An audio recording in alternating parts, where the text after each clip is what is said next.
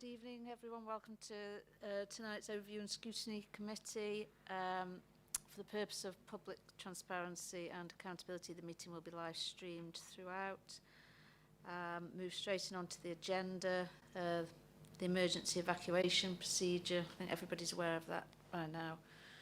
And number 2 onto the agenda is apologies for absence. I have received apologies from Councillor Rain, Councillor Cousins, Councillor Raper and Councillor Garbett-Moore. Moving on to the minutes of the meeting held on 10th of June 2021. I'd like to move to have these approved as a true and accurate record. Thank you. If there's no issues with that, if we can just have it by general affirmation. Yep, so can we have that recorded by general affirmation, please? Yes, Chair. Moving on to item number 4 is urgent business. I haven't received any notice of any urgent business. Number 5, do we have any declarations of interest from any members? No, no declarations of interest. Number 6, Chair's announcements. There is none. And so we'll move to our agenda item number 7, which is the report from Everyone Active. And if I can hand over to Everyone Active. Yeah, thank you very much. Good evening, everybody. My name is Martin Miles. I'm the Regional Contract Manager for Everyone Active, and I'm also joined by John Bird, who's the General Manager for Rydale. We've obviously sent through the annual reports to you. We have a short presentation taking the key themes from the annual report. Since we're streaming live, I suggest I go through the presentation first, and then I'm sure everyone has got a lot of questions they want to ask afterwards. If that's okay, Chair, I shall continue the presentation.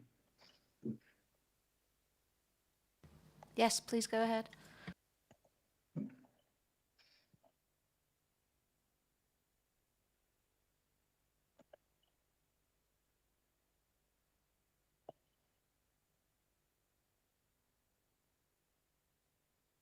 Hopefully you can see that, Chair.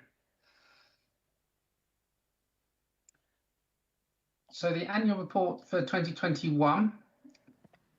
Sorry, no, we can't see. Oh, no, anything. You can't see that, sorry.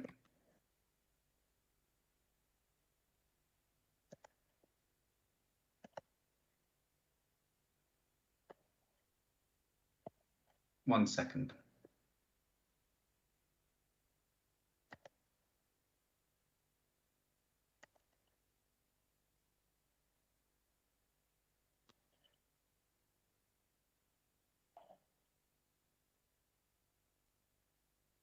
I shall try again.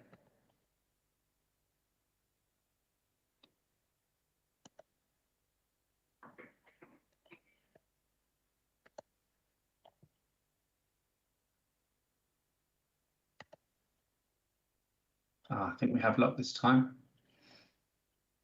Yes, we can see that now. Thank you. Excellent. Sorry about that.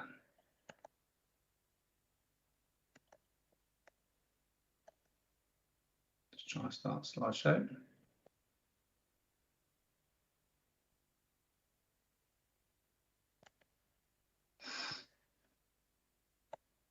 We'll continue as we are for some reason.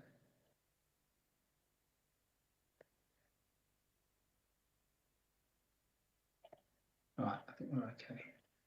Sorry, my computer's running a bit slow. Right, annual report for 2020-2021. Clearly, the last 12 months has been dominated by the global pandemic of COVID-19, and we started the financial year closed, and we were forced to close by the government with the Coronavirus Act 2020 on the 24th of March, and we were closed all the way through till the 1st of August, 131 days in total, when we then opened Derwent Pool, shortly followed by Rydale Pool. We clearly had a summer whereby we had August, September and October, starting to try to get back to normal, but again, we were then closed on the 5th of November We were closed then until the 2nd of December, just before Christmas. Christmas being obviously the quietest month in leisure facilities. And then again, we were closed on the 6th of January, all the way through to the end of the financial year on the 11th of April, what would normally be our busiest 3 months of the year. So in total last year, we were shut for 254 days. And then I'll hand you over to John to talk through really the social restrictions that were in place when we were open and the legislation that we had to follow. John, over to you. Thank you. So it was a really challenging time for the leisure facilities. We were struck with 40% reduction in capacities based on square foot per person and equipment usage and our airflow restrictions. So that made it really challenging for us to initially reopen, but also to try and recover over the last 12 months.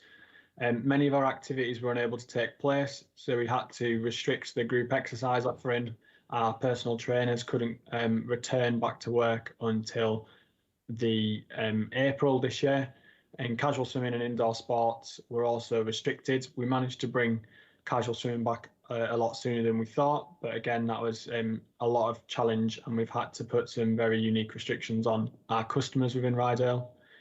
The sessions were all bookable. There was significant pressures to make everything app usable and upgrades to the app and website to allow all of this to happen. And there was also times that were blocked out specifically for cleaning, so we had to reduce capacities and activities to allow us to do that. One-way systems were introduced and room capacities were maximised. With the facilities being rather small within Rydale, it was again quite challenging. So the gym restrictions specifically at Rydale was capped at 9 to make sure that we could accommodate and stick to the guidance that was issued. And 100% ventilation was required with no recycling of air to help and make sure that we opened. Again, all of these restrictions were implemented with the social distancing, and our colleagues were trained to deliver this. We had 0 COVID cases within the Rydale Council leisure facilities. And overall, we had a really successful opening for the days we were open. And I'll hand you back to Martin for the next slide.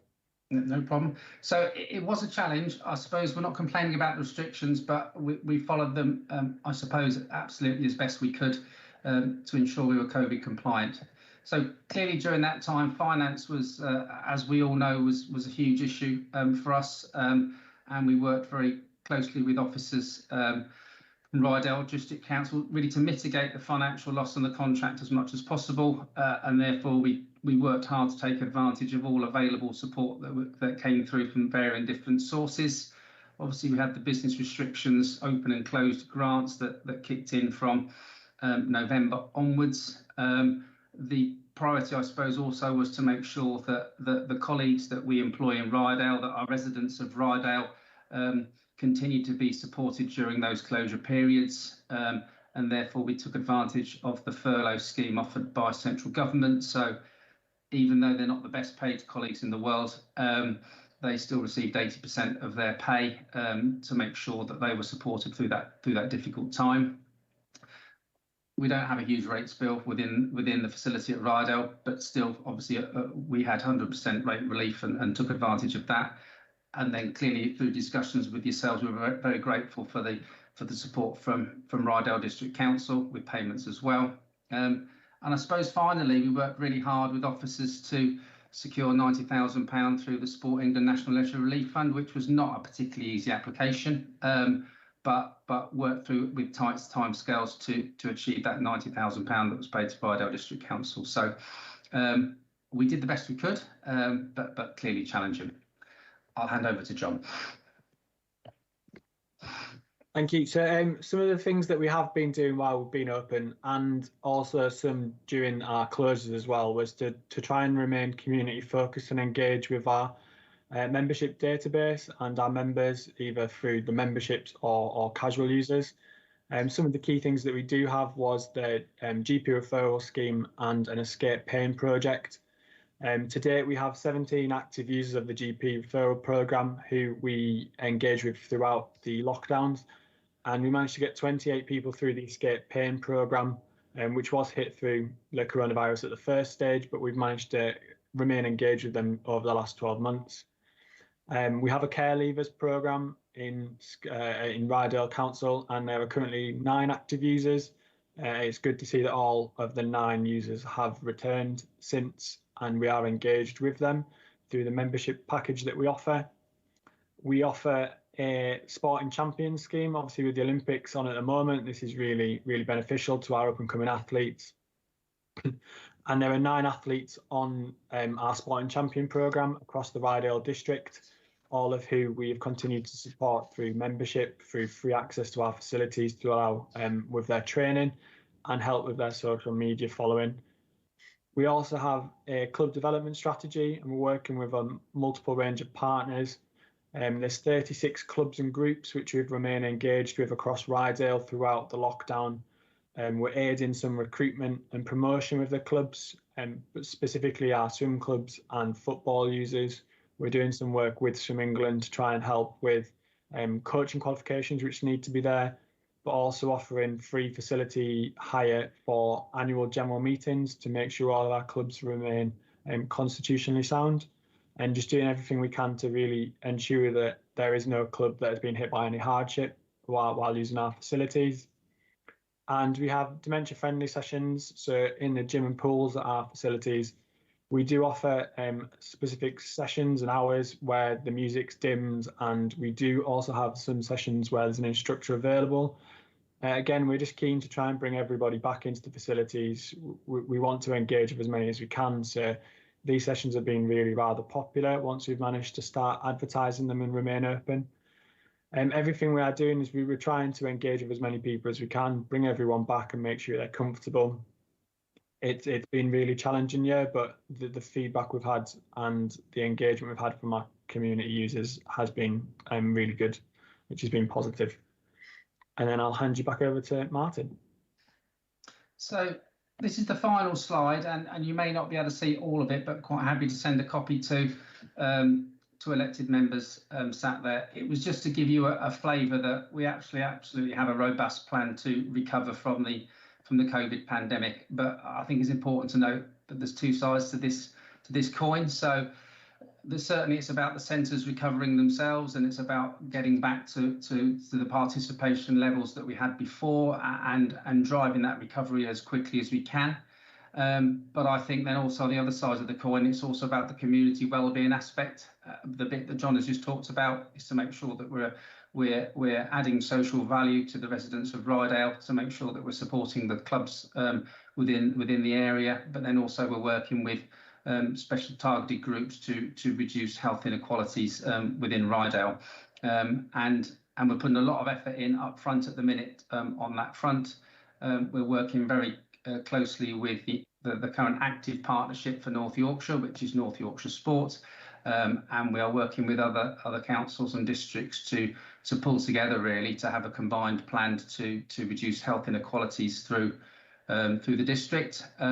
I would say probably the only bit that we're still working on is that obviously public health is funded through North Yorkshire County Council, and that's not the easiest avenue to maybe work with, and even though we have done some programmes through that, it certainly takes longer.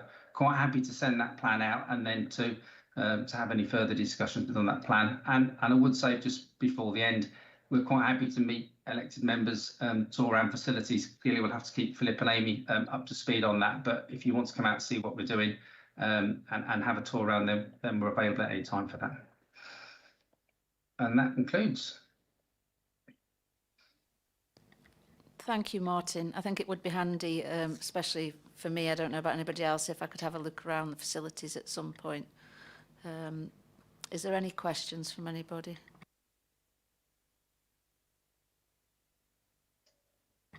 Councillor Bailey. Thank you, Sharon. I just wanted to ask the presenters really whether they were back to normal business or when they thought that would be. Okay. Yeah, good question. We're not back to normal business yet. When we hit stage 4 of the unlockdown so-called Freedom Day, at that stage we have managed to increase our capacity levels, what we can take, back to normal. Obviously, that was only a few weeks ago, but we are working very hard to get back to our original numbers, and the teams are tasked with those weekly and daily targets to do so. I would say that customer demand is probably better than we thought. People are willing to return, and there's a good proportion of the population are clearly happy to return. We've got existing customers returning, but also new people that have not used us before. And I would say swimming lessons are going particularly well. We've probably had a year whereby if you've got a young child, you may not have enrolled them at all into swimming lessons, and therefore we're getting the children who turned 4 or 5 this year, but also the ones that were 4 or 5 last year coming. So that's well. I think it's early days. We've recovered about 75% of our income at the minute, if you want the technical detail, and we've managed to cut our costs by about 10%. So we're certainly performing better than the forecast that we've given to officers, and we are seeing we're recovering quicker than we thought we would do. I think the only other word of caution would be is I'm not sure how this pandemic's going to pan out. I was delighted to see case numbers falling again today, but then if you read some articles, then we might have restrictions in the autumn. If the vaccine works and we continue as we are, and society opens up, I think we'll recover quite quickly. So I think will be brilliant for us as an organisation, but also brilliant for our conversations with you.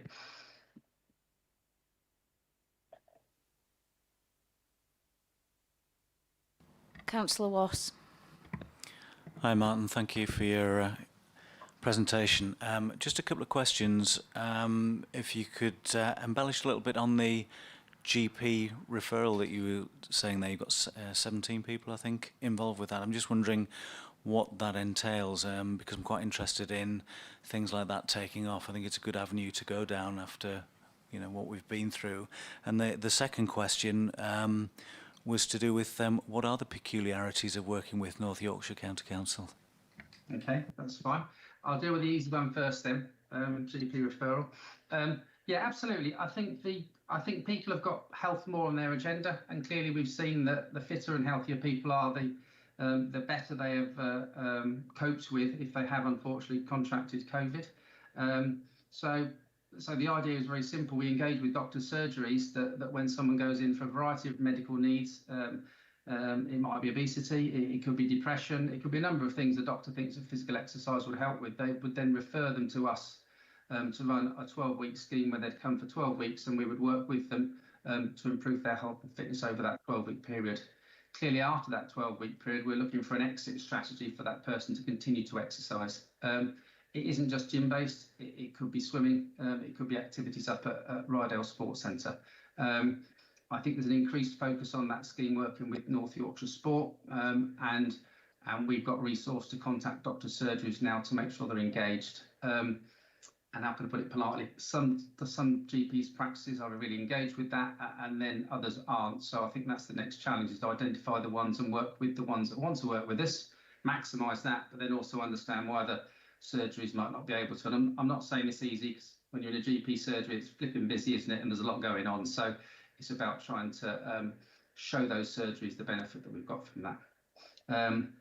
And I suppose the other bit that I'm working with on some local authorities is that I understand that there is some funding that's probably gone to North Yorkshire County Council to support the recovery from people with long COVID.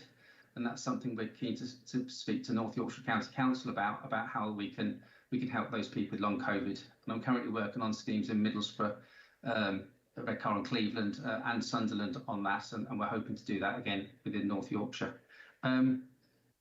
I suppose I mainly work with unitary authorities, Sunderland, Middlesbrough, Redcar and Cleveland, and I report directly into the Public Health Department, and often the officers I report into work in public health.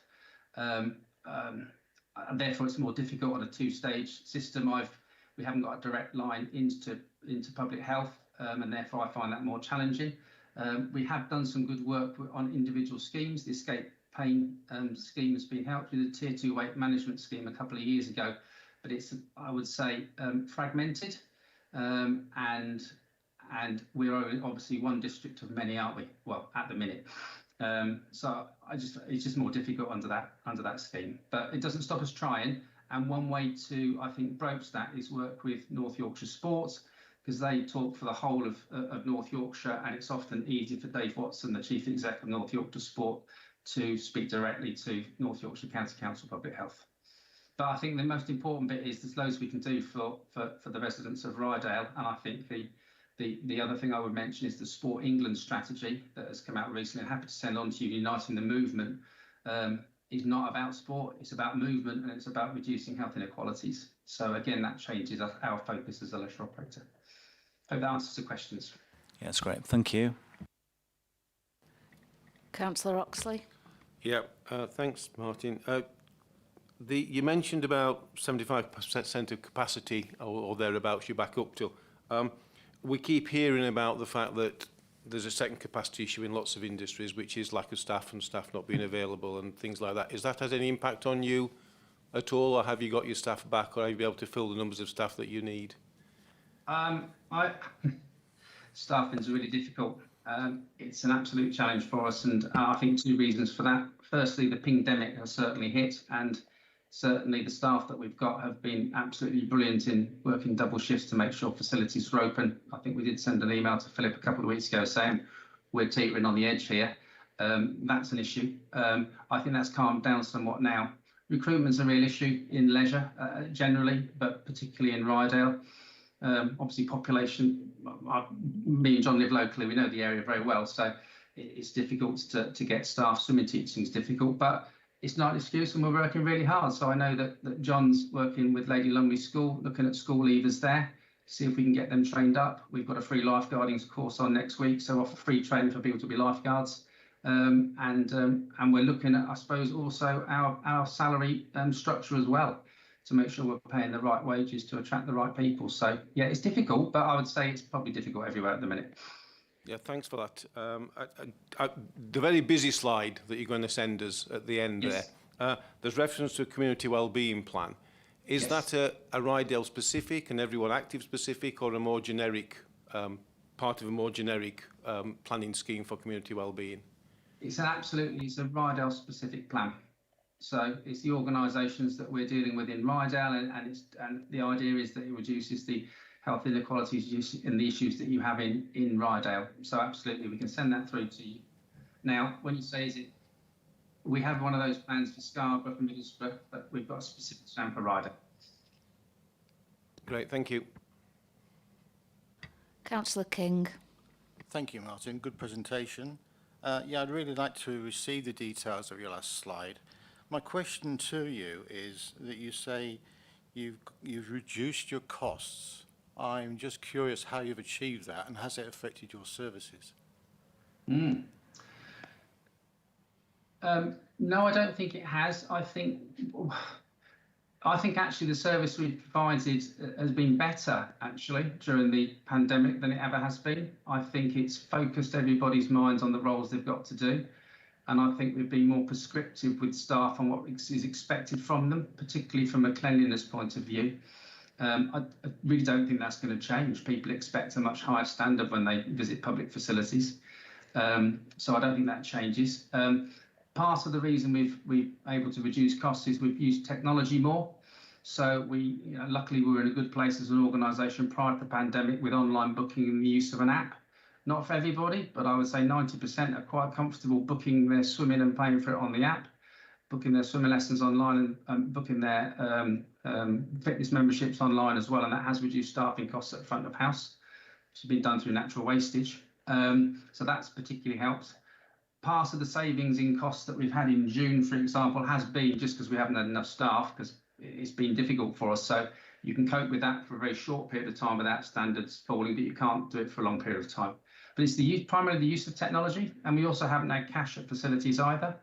That is going to be reintroduced because we appreciate there's a small proportion of the population that might be adversely affected that now wants to come back, but it's those type of things we've been looking at.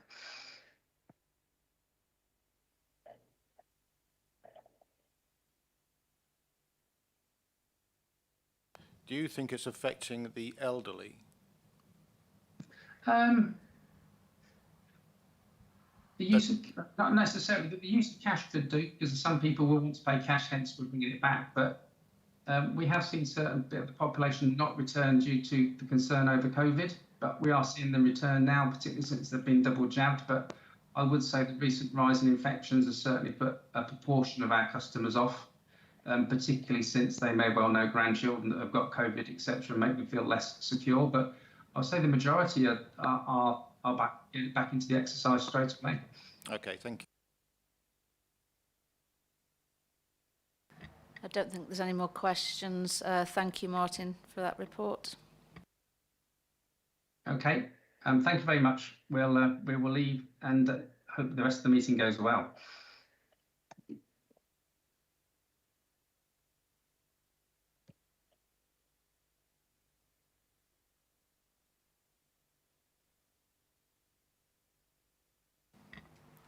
Move on to agenda item number 8 is the annual health and safety report. If I hand over to Louise, please. Good evening, Chair. Good evening, councillors. So to briefly introduce this report, and I won't go through it in detail, I'm sure you'll have questions. It's simply to say that in 2019, we really reviewed, refreshed our health and safety policy. In that policy, there is a requirement to bring an annual health and safety report to overview and scrutiny, and this report fulfills that duty. I would say the focus has been on the implementation of policy in this year, and of course the major story, as you will be well aware, has been COVID during that 2019-2020 year. So the report takes you through how we have tackled that challenge of COVID in terms of keeping our operations going and what we've put in place to safeguard the health and safety of our staff team so that they can keep services open to the public. It takes you through the accident position, which there is no read or referrals to report. It takes you through sickness absence, and that is in line with what we would have expected the parameters to be, perhaps a little lower, given that we've been in a COVID pandemic. It takes you through figures on referrals to occupational health and mental health services that we have in place for our staff and provides you with some data around that. We're in a good place in terms of our mandatory training, so those figures are provided, and we give a bit of information in relation to our checks on our physical assets, such as buildings. So what I would say to you is that we had a policy in place. It was a strong policy when we went into the 2019-20 year. We focused very much on making that policy live, implementing it in the challenge of the pandemic. I think we have made significant progress on health and safety during the year, and that's given us a solid basis on which we can improve in this year, as we are already starting to do. And there are some recommendations in the report of some of the areas that we think we can improve on during this year. Very happy to take questions, Chair, as you direct. Thank you, Louise. Is there any questions? Councillor King. Hi, Louise. Does this mean that we've had extra costs to RDC? I'm seeing that you've got extra vehicles for waste, etc. Can you quantify that? Yes, I have got those figures in front of me, but I will provide to the committee if it's helpful. What I would say is we have had extra around PPE. We've also had extra costs on vehicles. We have had some extra costs on technology and on equipment to make sure people could do that from home. I'm getting a bit of echo, so if I'm pausing, that's the reason why, because I can hear myself coming back at me. So we have incurred extra costs on those things. We have actually had some additional funding from government, as you know, to support us during COVID pandemic, and some of those things have been paid through that funding.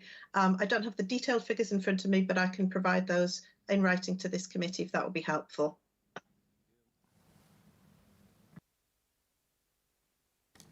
Councillor Oxley. Yeah, can I just pick up on that same issue and just bring you back to the report? The additional costs that we've incurred that have been, as it says here, picked up within the additional capacity budget supported by the council and by the government funding. Was that government funding specifically for these issues, or was it just a pot of money for COVID and these were paid out of it? It was non-specific.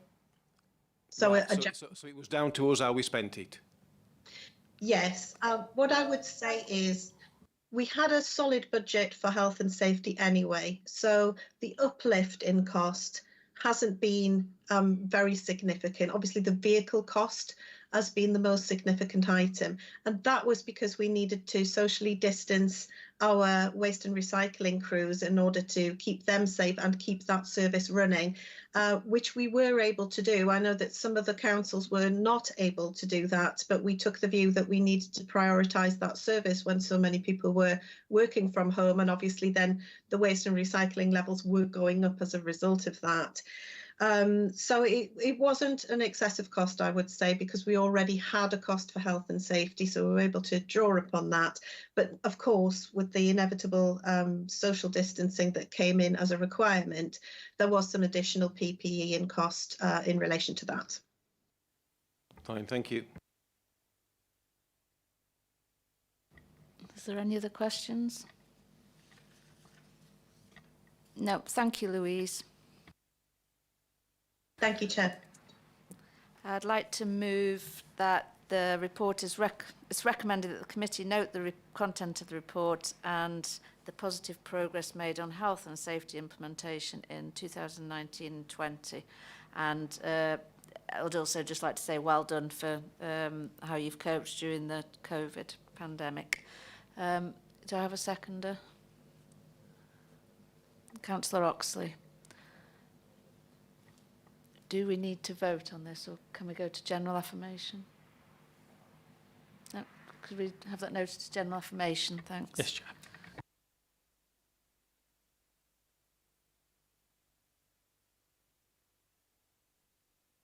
Moving on to item 9, which is the draft annual governance statement. Anton, over to you. Yes, good evening. Thank you, Chair. This is the draft annual governance statement. It's something that members of the committee will recognise. It is published in final form as part of the final accounts when they're audited later in the year. But in bringing it here, I'm doing so to give members a chance to have a look at it and also to comment on it either now or over the next few weeks to me. And also just to add any for members to give a view as to whether there anything is missing from it. So the statement itself was published in draft as part of the draft accounts just today, and that's been handed over to the external auditors. And I'm sure Gareth will talk about those later on this evening. Members will recognise it. Except that it looks a little bit different this year, simply because we've tried to simplify it, make it a bit more readable. In the past, it's had a number of colourful boxes and so on. So hopefully that makes it easier for people to look at. It sets out our approach to governance, some of the things we've done, some of the things this committee has done over the past year. Albeit it has been a very strange year, as members are well aware. The key thing for me really is the section at the end, the last few pages, where it sets out what we think will be the key risk issues for the council over the next year. Most of those issues you will have seen before, so some of them have been updated in terms of what we've done since it was last approved in full back in October, November of last year. But we've also tried to take an update some of the issues we think we will face in this current financial year. Key throughout all of this, obviously, is COVID, the impact of COVID. Although, as someone said earlier, it looks like the pandemic itself is receding. The impact of that will be with us for a number of years to come, as I'm sure members will agree. So we will take that into account. The second aspect, which of course will impact on this, is local government review. And there's an interesting sentence, because obviously I drafted this a couple of weeks ago, and I think it says something like a major issue will be local government review if it goes ahead. Well, we now know that that is going ahead, and we'll just need to take account of the risks and issues that that presents. So it's really there for members to have a look at. I'm always grateful for comments from members, say either this evening or later on. We will have a look at it. We will look at the views of both internal and external auditors over the next few weeks and months, and we'll bring back the final version with the final accounts later in the year. Okay, happy to take questions. Thank you.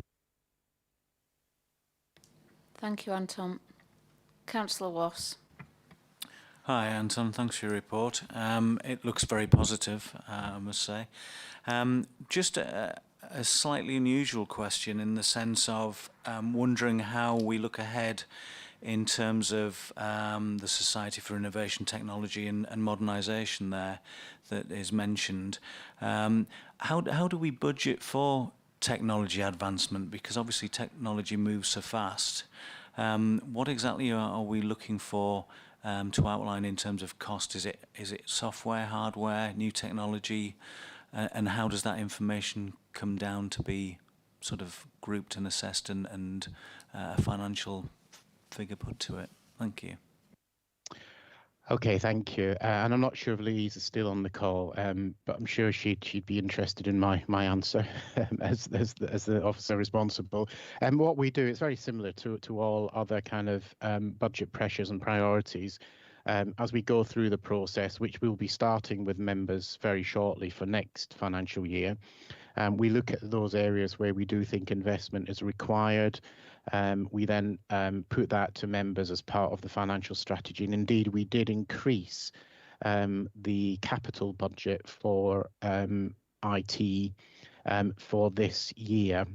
And that was to do with largely hardware that we needed to replenish, and also some software. So IT is a funny one. It's a mixture of capital and revenue costs. Most of the big stuff is within the capital program, so we have highlighted that there.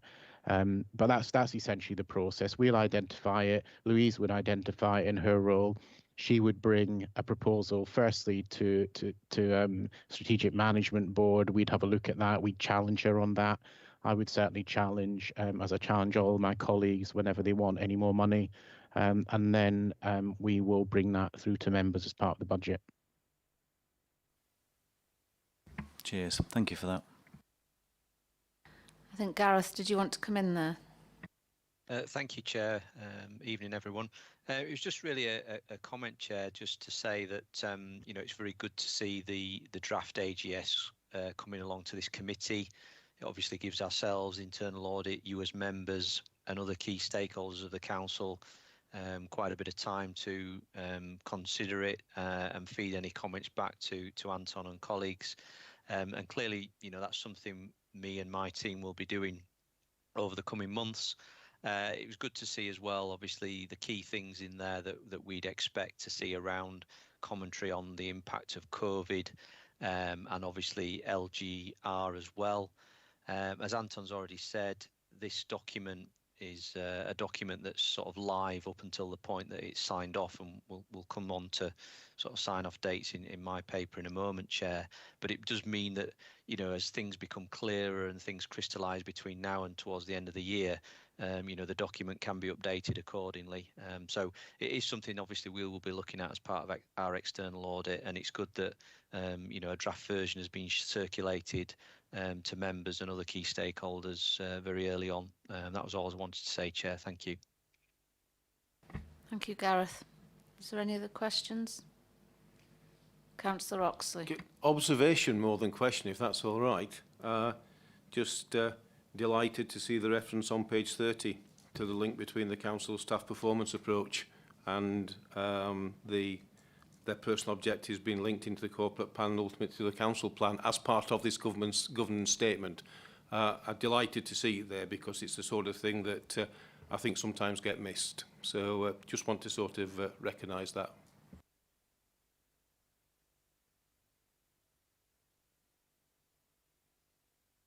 I don't think there's any other questions, Anton.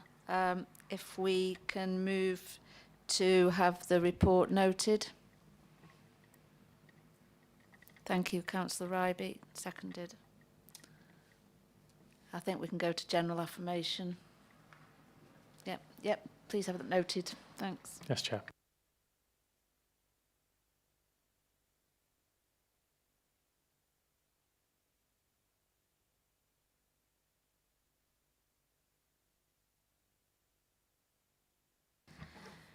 Now move to item 10 on the agenda, which is the external audit update. And Gareth, I think that's back to you. Thank you, Chair. If members could turn to page 48 of the document headed up Progress as at 19th of July. So I think the purpose of this progress report is to update members in terms of where we're at in terms of this year's 2021 final accounts audit. Obviously, members will be familiar with our audit plan that we presented back at the Audit Committee in April, where we set out, I guess, our rationale for the timing of our audit to work towards a sign-off date of the end of November, similar to last year, despite the MHCLG audited target date of the end of September, and there was reasons behind why I couldn't commit to an end of September sign-off. I suppose one of the key things that's occurred since then is that one of our key members of our audit team has unfortunately handed in his resignation to move into a role outside of external audit in the public sector, which is a real shame. And as I've said to this committee before, and they'll be familiar with in terms of some of the key findings in the Redmond review last year, the sort of state of the number of external audit specialists available is a very small pool, particularly following the end of the Audit Commission. So I haven't just got a ready-made replacement to sort of pull off the shelf and drop straight into the Rydale audit. So I'm trying to set out on that page 48, Chair, that the original timetable of working towards a sign-off in November is now under greater pressure with the loss of our colleague who leaves at the beginning of September. Clearly, I wanted to flag that to Anton and to Stacey as soon as possible, and also to you as members of the Audit Committee this evening. We remain hopeful that we will be able to sign off the accounts by the end of the calendar year, by Christmas. But I just wanted to flag up that obviously that key change on our audit team has taken place. And it's not that we're awash with spare resource and capacity within public sector external audit at present. Again, just like I did in the audit plan, this is no reflection on the council or on Anton and his finance team. We've received the draft accounts today from Anton's team, and obviously we've just talked through the draft annual governance statement as well. So it's really just to flag that up in terms of the potential impact on the timescale. And again, I think this is becoming a sort of a common issue across all external audit providers in the public sector at present. Certainly our lead partner in Grant Thornton and his equivalent at EY were asked to present to the Public Accounts Committee last month. And there's a link on page 48 at the bottom there to the report that the Public Accounts Committee issued, which basically set out the various challenges facing the external audit market presently in the public sector. Just turning over the page to page 49, Chair, a couple of things just to draw out here. One is that we continue to meet very regularly with key members of the council. So Talina and I met last week with Anton and Stacey. As ever, that was a really helpful, informative update. We covered a lot of ground in terms of local government reorganisation, impact of COVID, outturn position on financial performance of 2021, looking ahead at the medium-term financial plan beyond that. Really open and transparent meeting, and we continue to have those regularly in the diary. The other point mentioned on that page is the new VFM review, which again we did touch on in the audit plan, and we've set out some slides further on in this progress report that basically sets out the the change to the VFM work that we're doing at the council this year. The audit deliverables on page 50, Chair, just have been updated to, I guess, reflect the impact of the loss of our colleague on the audit. So we'd expect to produce a sort of interim audit findings report at the next audit committee meeting, which I believe is on the 21st of October. And then we'd try and target an ISA 260 report on the 17th of November, and then probably update that in December in order to conclude our work on the accounts then. And then the VFM work, as we know, has got an extended deadline this year, so probably look to bring something to audit committee in the January of next year. The rest of the report is just an update on things like the VFM report and the new auditing standards on estimate and judgments, some of which we did touch on in the audit plan back in April. So we've received the accounts today. We'll be looking to move the audit forward. As I say, we might just need to have a bit of a sort of approach with a variety of our auditors in our Yorkshire team to help deliver that this year, following the loss of our sort of lead auditor on this audit. But happy to take any questions that you or other members may have, Chair. Thank you. Thank you, Gareth. Councillor Wass. Hi, Gareth. Thanks for your report. Sorry to hear about the loss of your colleague. I'm just wondering, is there a penalty for being late? Sorry, go on. Yeah, that's a really good question, Councillor Wass. So just to be really clear, there's no financial penalty for not hitting 30th September. So as we said in the audit plan back in April, we weren't planning to hit 30th of September in any case, even with our sort of full complement of staff. And there's again the issues we talked through in April, which were around, although Rydale's accounts last year hit the 30th of November deadline, over half of local authority audits didn't. A lot ran into the early part of this year, and clearly Grant Thornton had to alter its resourcing to help get those audits concluded. And even now at GT and the other audit firms, there are a significant proportion of 1920 audits that are still ongoing. And that then had a knock-on and snowball effect on other work. So the housing benefit type audits, they got pushed back. Admittedly, that wasn't a big issue either for Rydale, but it was at a number of audits. And because our NHS audits have an earlier sign-off date than local government, we then had to prioritise our NHS audit delivery in the sort of March, April time. So that's pushed back our local government audits this year. We're still finalising our planning this month, with the year-end audit sort of commencing in August onwards. And given the increase in regulatory requirements around audit documentation and audit quality, there was no way, in my view, that 30th of September was a realistic date. But to answer your question, no, there isn't a financial penalty. There's also no naming and shaming, if you like, by MHCLG on this.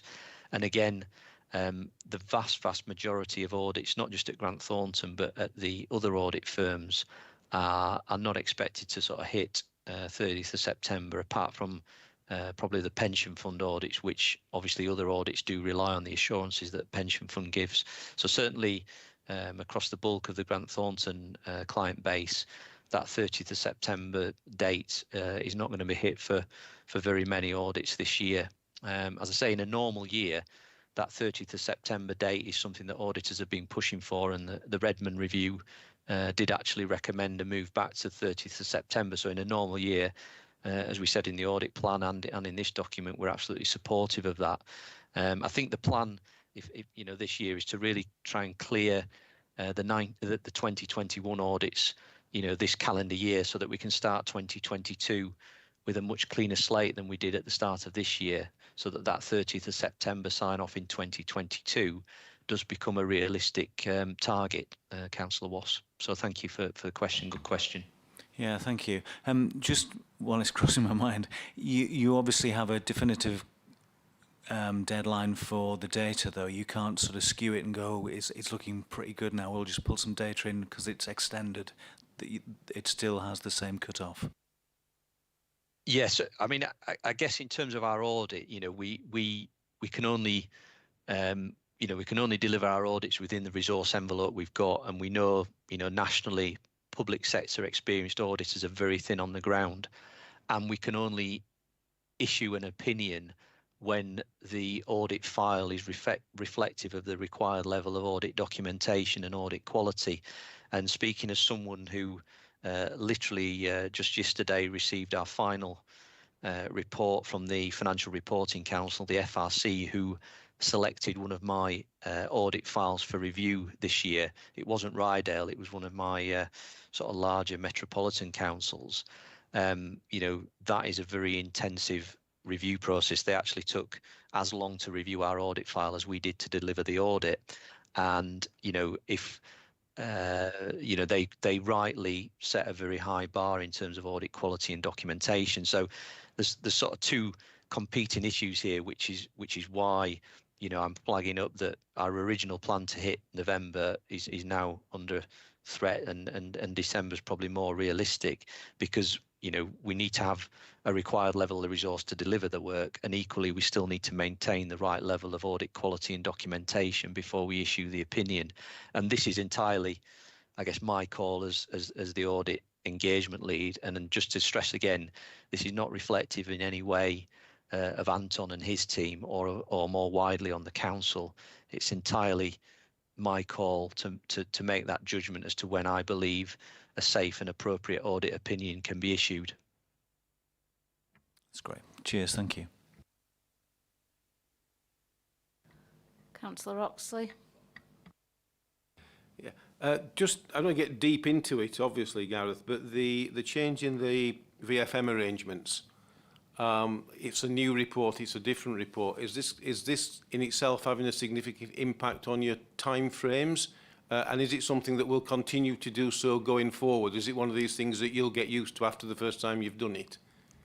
Yes, another really good question. So the impact of the new VFM approach is not directly impacting on the accounts audit opinion timeline. And the reason for that is that because the approach is new and it's quite a sort of skilled and nuanced approach, the bulk of that work is going to be delivered by myself and Talina as the manager and engagement lead. Whereas the accounts audit, obviously Talina and I do regular reviews of the audit work delivered, but the key person who sort of leads that work on a day-to-day basis is our colleague Jack Walsh. And Jack's obviously the one that's decided to move away from public sector audit into a different role with a different organisation. And it's the loss of Jack that's the key reason why the accounts opinion is now likely to be later than we originally planned. In terms of the VFM work, yes, it probably is going to take longer in this first year, and that's probably why the NAO has given this sort of additional deadline for the VFM work this year. So in a normal year, the VFM work will need to be finished at the same time as the accounts opinion. I think for all the reasons I've set out why auditors nationally are quite behind where they ordinarily would be with 2021 work, and the fact that this VFM work is new, the NAO has agreed to a 3-month splitting of the deadline for this. But it's in none of our interests to use that full 3 months, if I'm being honest. So let's say, for argument's sake, we sign off your accounts in December. That would give us to towards the end of March to finish our VFM work. But we don't really want to do that, if at all possible, because we want to try and get to a straight edge as possible on our 2021 work, in order that next year we've got a normal work programme that we can aim for that end of September sign off. So the plan we've got is to conclude the VFM work effectively in either side of Christmas, and then report it to this to the audit committee here in January. And that's a similar timetable that we've got across all my clients, and indeed the wider GT client base. Great, thanks. It was just a discrepancy between January and 3 months from December, so that explains it. Thank you. Yeah, oh, thanks.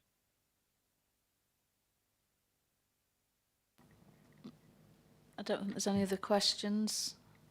Is that right? Thank you, Gareth. Thank you, Chair. Can we move to item number 11 on the agenda, which is the Internal Audit and Counter Fraud Annual Report. And I think, Jonathan, is that over to you?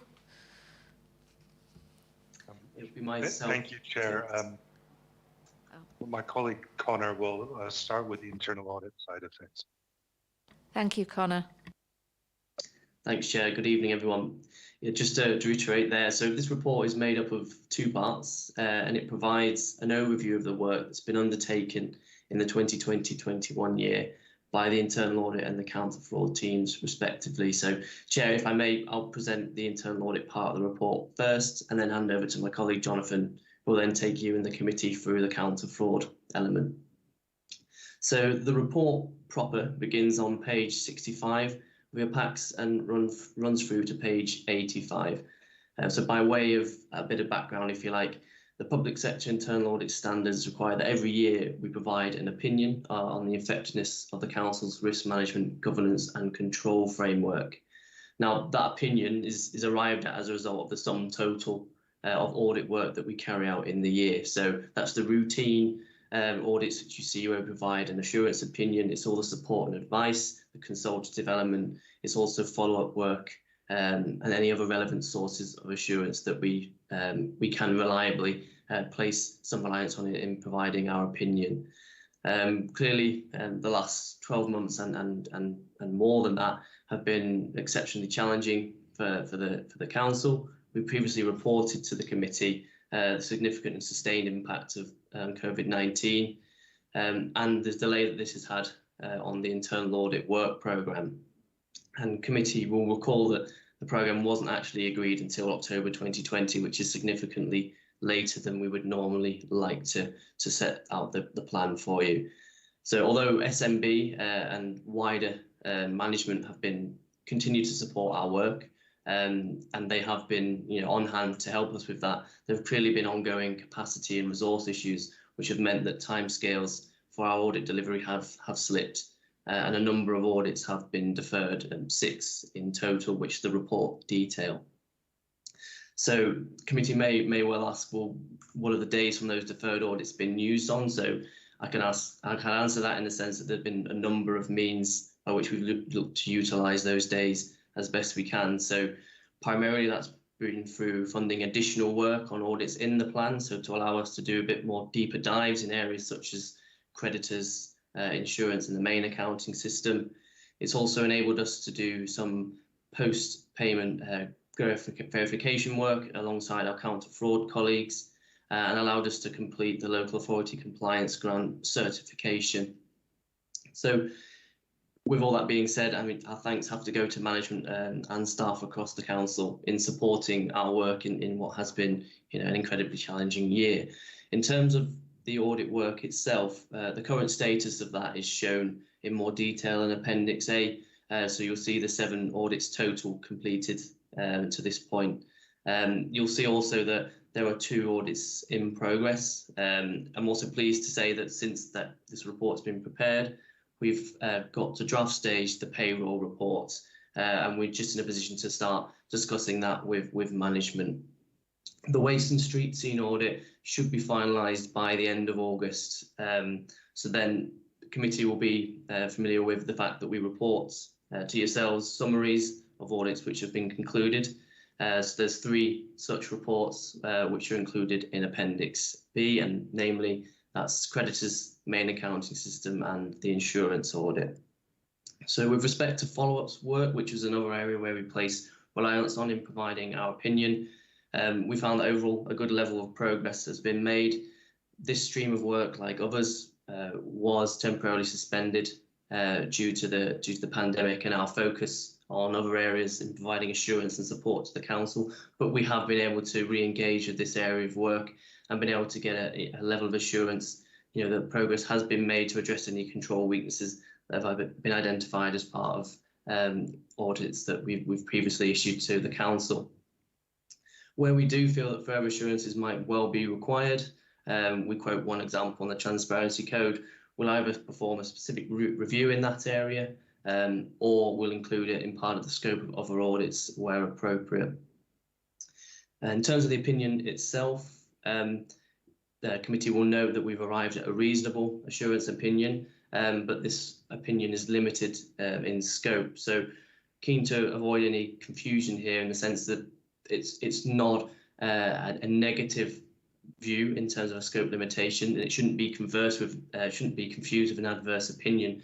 An adverse opinion is where we've got a sufficient body of evidence to reasonably conclude that control arrangements are not as we'd expect.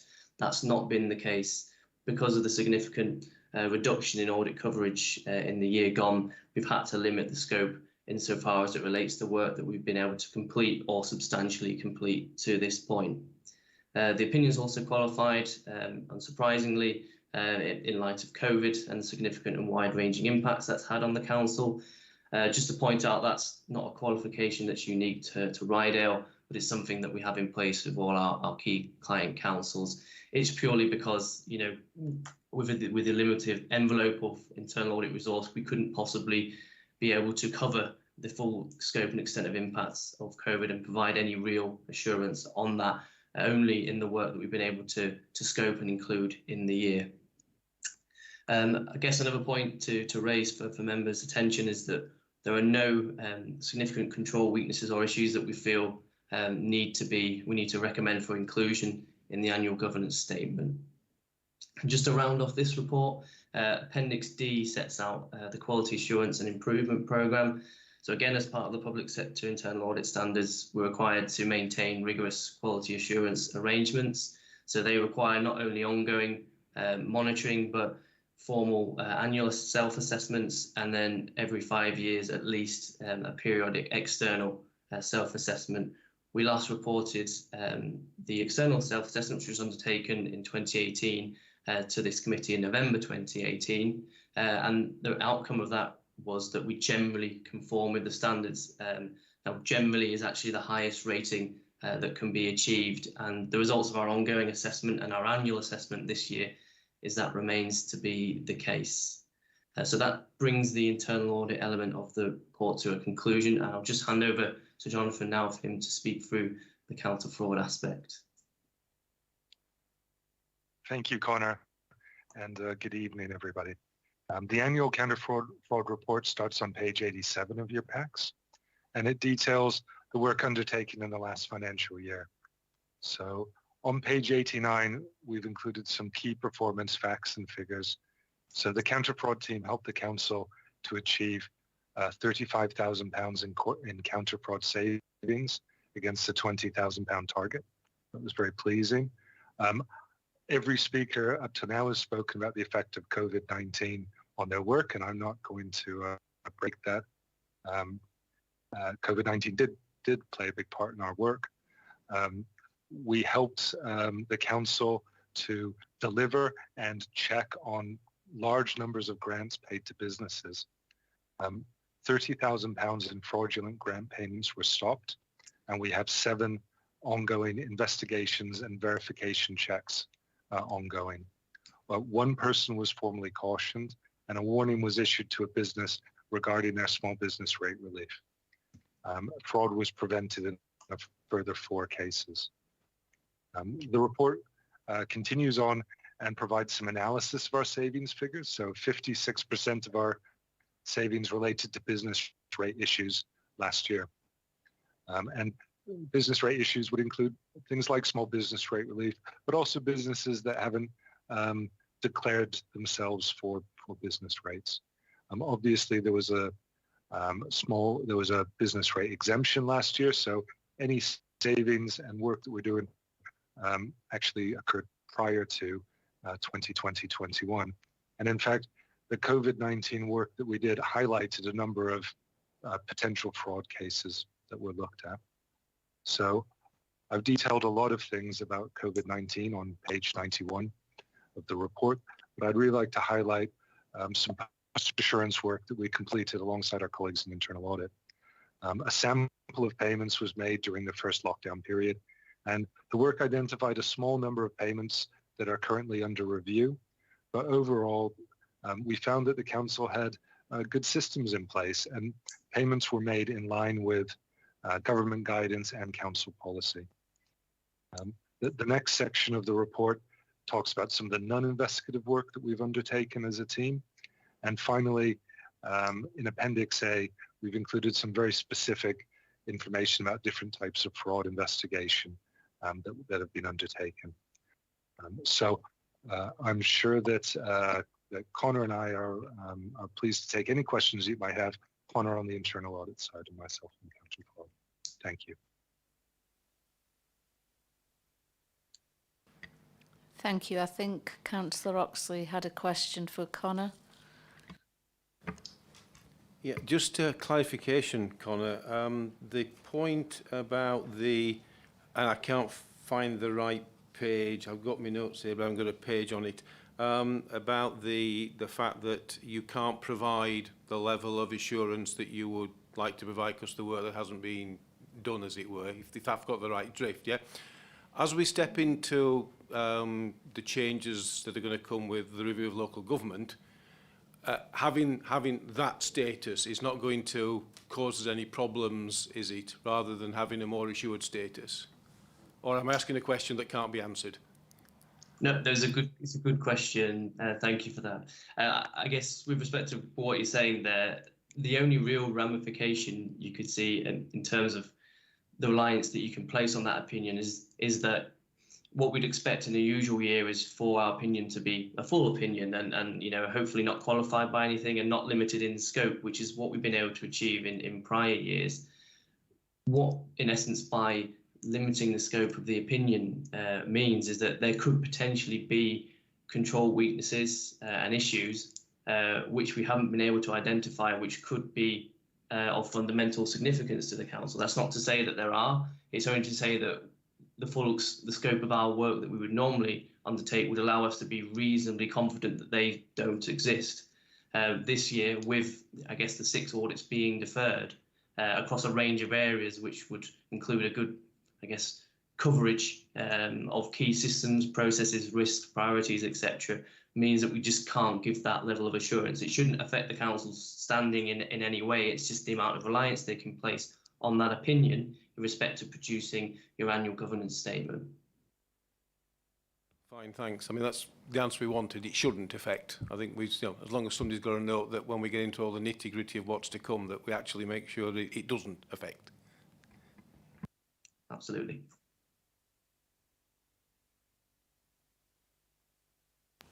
Councillor Ryby. Thank you, Chair.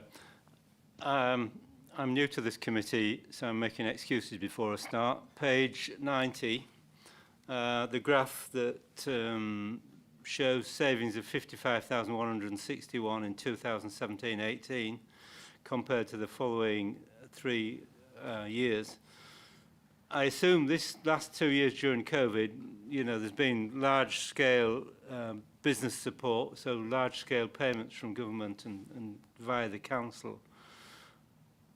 So it seems strange that there's been less fraud or less savings of fraud in 2021 than there was in 2017-18.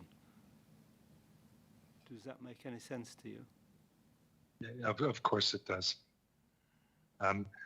The savings of £35,000 this year don't include COVID-19. So, you know, we could have added them together, but we decided to distinguish between the two because they do have different funding streams. I'd say that the work that we did in 17-18, it was well an exceptional year, most likely, but equally it was a time of change for the team. In 2015, housing benefit fraud was taken in-house effectively by the Department for Work and Pensions. So some of the savings that we achieved in those days related to those and related to those type of benefits that were in payment. We don't rely on those anymore. We don't achieve any savings from them. So I think it's a natural change that you're seeing.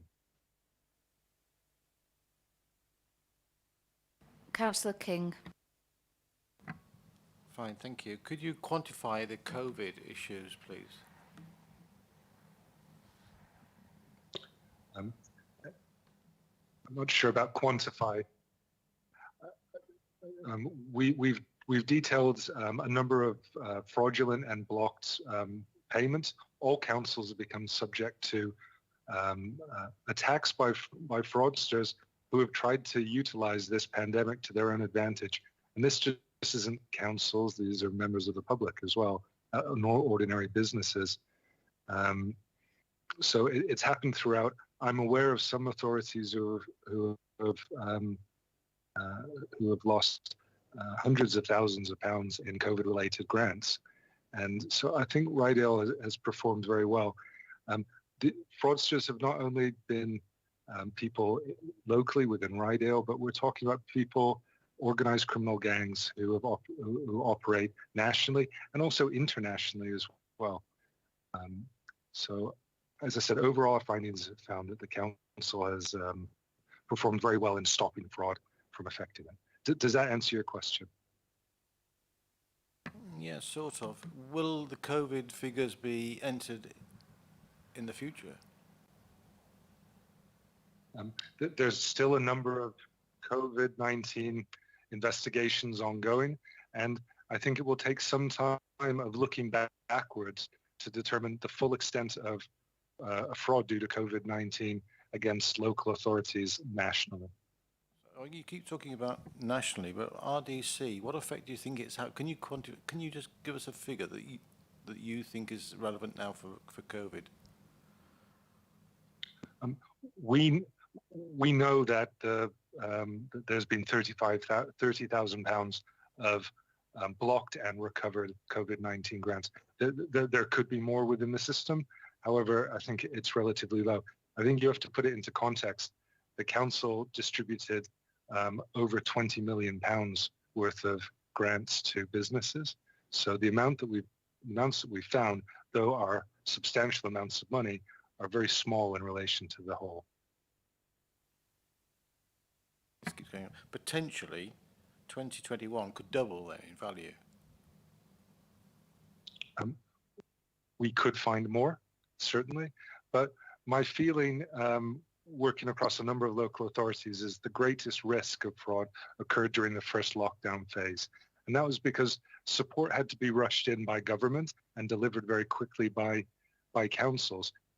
As new schemes occurred in sort of November, December, January, moving into 2021, I think all councils had a better idea of how to administer COVID-19 grants and what techniques the fraudsters were using in order to fraudulently obtain them. Anton, did you want to come in there? Yes, thank you. I think Jonathan's covered some of the stuff I was going to say. Just pointing out for Councillor that in paragraph 11 of Jonathan's report, it talks about the £23.8 million. That was the first tranche.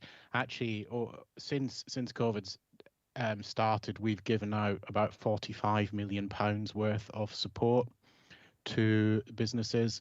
So, and at this stage, 30,000 has been found. I think, Jonathan, you're right. The initial few weeks were the time when the fraudsters were hitting us, but actually, the organised fraudsters, if you like, rather than the kind of individuals who are chancing their arm, shall we say, but the organised, they will look at the systems we have in place. They will look at the fact that this committee has these reports on fraud, and they will look at the record that we've got, and hopefully they'll look at it and say, actually, they've got some good systems in place. So it acts as a deterrent, and it ties back to the figures that we're talking about in terms of the saving. It's always a strange figure, that, isn't it? Because actually, we don't want to find lots of savings from fraud because it means that there's fraud going on. But if the figure's low, it doesn't mean that we're not catching it. It means probably that there's a good deterrent in place. It's more about, the figure sets out what we've actually been able to recover, but there's a much larger figure, which is the deterrent figure, if you like, that people have not tried to take from us because we have systems in place. Hope that makes sense.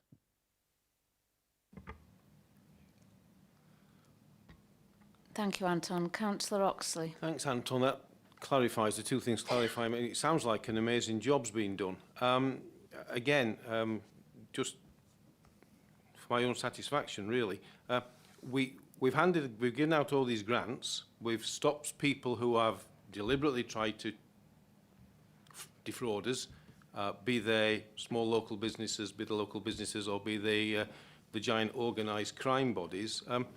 Is there any sense that out there will be rafts of business who innocently have got this wrong, that we might need to go chasing them in the future?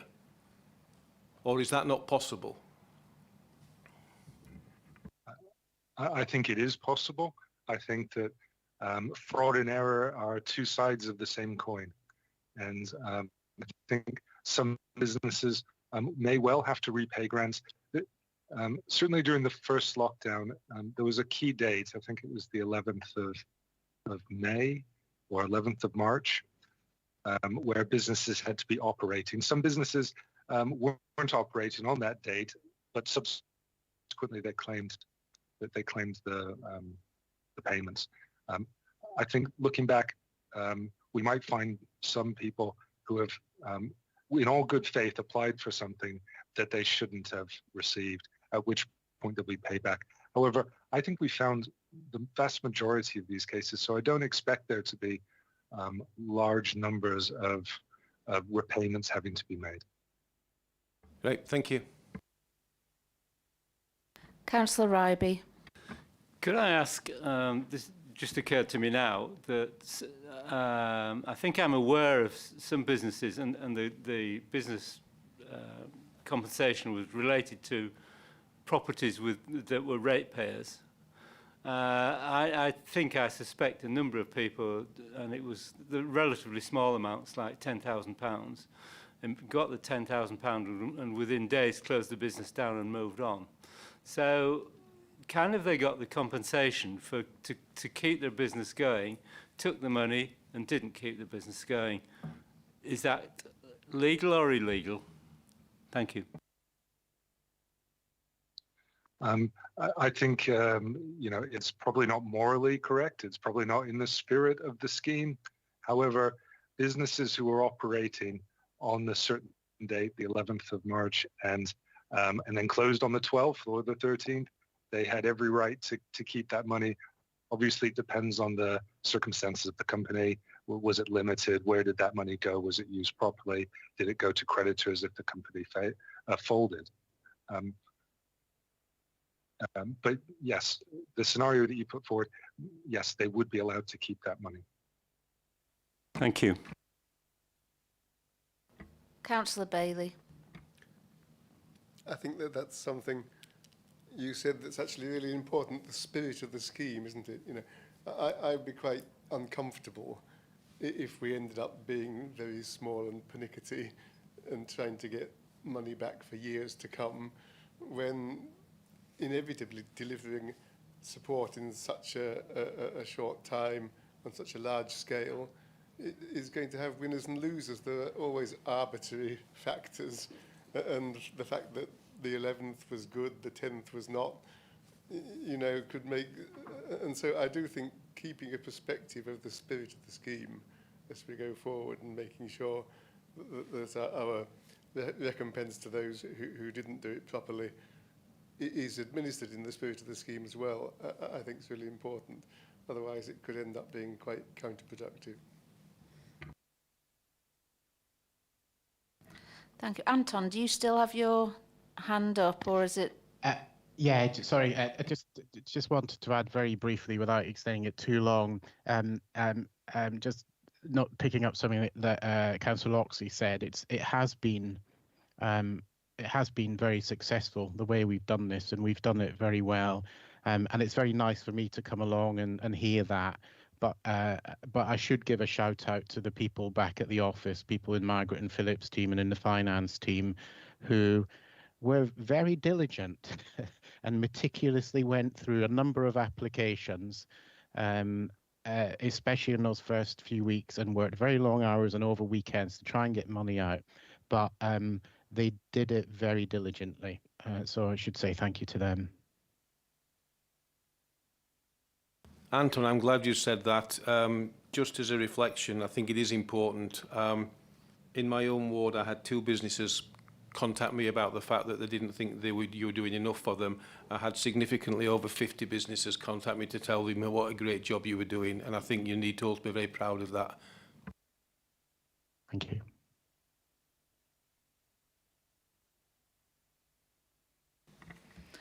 Thank you for the report. I don't think there's any more questions, and just like to reiterate that it seems as if everybody's done a good job throughout the pandemic, and let's keep that going moving forwards. Members are asked to note the results of the audit and counter fraud work undertaken in 2020-2021, note the opinion of the head of internal audit regarding the overall framework of governance, risk management and control operating within the council. Note that no significant control weaknesses have been identified by internal audit during the year, which are relevant to the preparation of the annual governance statement, and note the outcome of the quality assurance and improvement programme and the confirmation that the internal audit service conforms with the public sector internal audit standards. Do I have a seconder? Councillor Oxley? I think we can take that by general affirmation if that can be noted. Yes, Chair.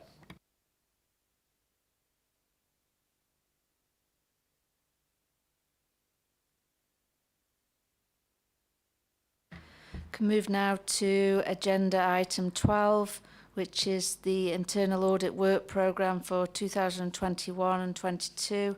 Anton, I'll hand over to you.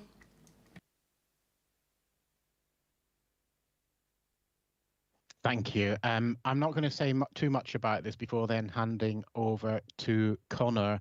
This is the proposed plan for the current financial year of internal audit. It includes actual audits and also includes other work that we're grateful that Veritas support us with, and we just seen a good example of that looking at the issue in the last financial year helping with these COVID grants. So I'll leave it to Connor to take us through. I should say that Connor's approach to this is really refreshing. He talks with all of senior managers, ensures that he gets quite a wide catchment of that, brings it back to management board, to me and Stacey.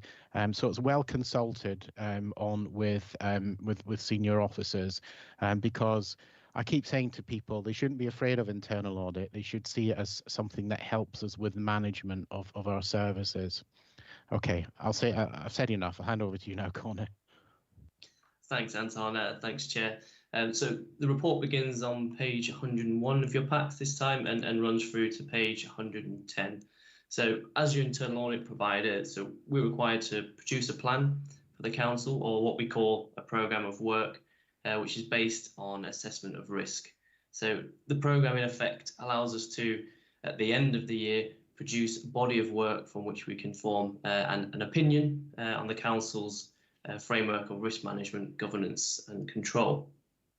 So an important update that this report brings is a change to our approach to audit planning or work program planning. So as of 21-22, Veritas as a group, as a company, we've adopted what we're calling a more flexible approach to development and delivery of the internal audit work program. So the principal reason behind this is to make sure that we continue to move at the pace of risk, which is a pace that seems to be ever increasing within local authority. The detail behind the change and the reason for the change really is set out in paragraphs 11, 8 through 11, and they detail some of the key weaknesses in previous approaches, which I won't go into great detail on here, except to say that they relate really to the plan being insensitive to change and the tendency to audit entire systems as opposed to focusing on key areas of risk. So the work programme itself is shown in Appendix A to the report. And as Anton alluded to earlier, it's been prepared on the basis of consultation with this committee, but also individual and collective discussions with senior managers and then as SMB as a group. Our experience has shown us that now really is a time for change in our approach. By contrast to previous approaches, this new approach is designed with flexibility in mind. So instead of presenting you with a set of, say, 10, 12, 15 audits for the year and being set on delivering those audits over a period of 12 months, we're presenting you instead with an indicative programme of audit priorities, which is essentially, you can see, as a long list of areas which are based on assessment of risk. So on establishing our initial programme of work, we then go through a process of determining priorities, which we try to simplify into do now, do next, and do later. It pretty much does as it says on the tin. So do now, we will be undertaking that work in the quarter that we report it.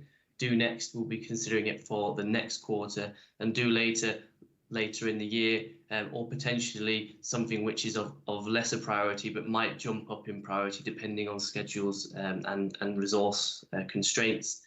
There are a number of factors, as you might imagine, that we include in this prioritisation approach, and they include whether or not we have recent audit assurance in the area, the existence of any specific issues, whether or not there are controls that are changing or risks that are changing, the risk profile in a particular service area or part of the council, but also the pragmatic side of things. So where there are timing pressures or scheduling requirements which we need to work around so that we're not putting undue pressure on staff and getting the best out of the process. So as a result of that, through the year, you can expect to see audit areas or priorities moving between these three categories, and far from seeing that as a bad thing, that should be seen as a good thing. It should be indicative of a responsive internal audit service where we're listening to yourselves as members, we're listening to management, and we're listening to staff on the ground as to where we should be focusing our efforts. The plan itself, or the work programme itself, is based on a total commitment of 225 days, so that's unchanged from last year. Also for this year, though we will be changing the approach going forward, it's been split into familiar areas of strategic risks, fundamental material systems, operational regularity audits, and technical and projects. Updates to the overall programme and the current assessment of work to be undertaken will be discussed with senior managers and the committee as part of each progress report. So Appendix B is essentially where you will see the do now, do next, do later, and how that changes from report to report. So hopefully that'll be really transparent and easy to understand way of how we're prioritising and delivering our work. It also enables you to have some input into how we carry out our work down the line in the future. The committee members may also note that there's a slight change as to how we've structured the programme this year. There's another section effectively included, which is other audit assurance areas. So this is only a small allocation of days, but within that there's a sub-allocation, if you like, to what we're calling continuous audit planning and assurance gathering. So they're processes which make sure if for whatever reason we aren't able to hit all of what we're calling the 11 key areas of assurance, that we make sure that we have efforts and contact and dialogue in place with senior managers, reviewing key documents, policies, committee reports, etc., so that we're kept abreast of all key changes in the council. So that really takes us through the report, and happy to take any questions you may have at this stage. Thank you, Connor. Is there any questions? Councillor Wass. Yeah, thank you for that, Connor. As Anton said earlier, the internal audit really is a time to inform us and to move us forward for changes that are necessary. And I do really like the do now, do next, do later approach. Without belittling the kind of thing I'm going to say, is that it is simple, and usually simple things do work. And obviously with that kind of clarity and with what you're looking at across the board with the strategic planning, the governance, etc., we can expose warts and all and tidy things up and move forward.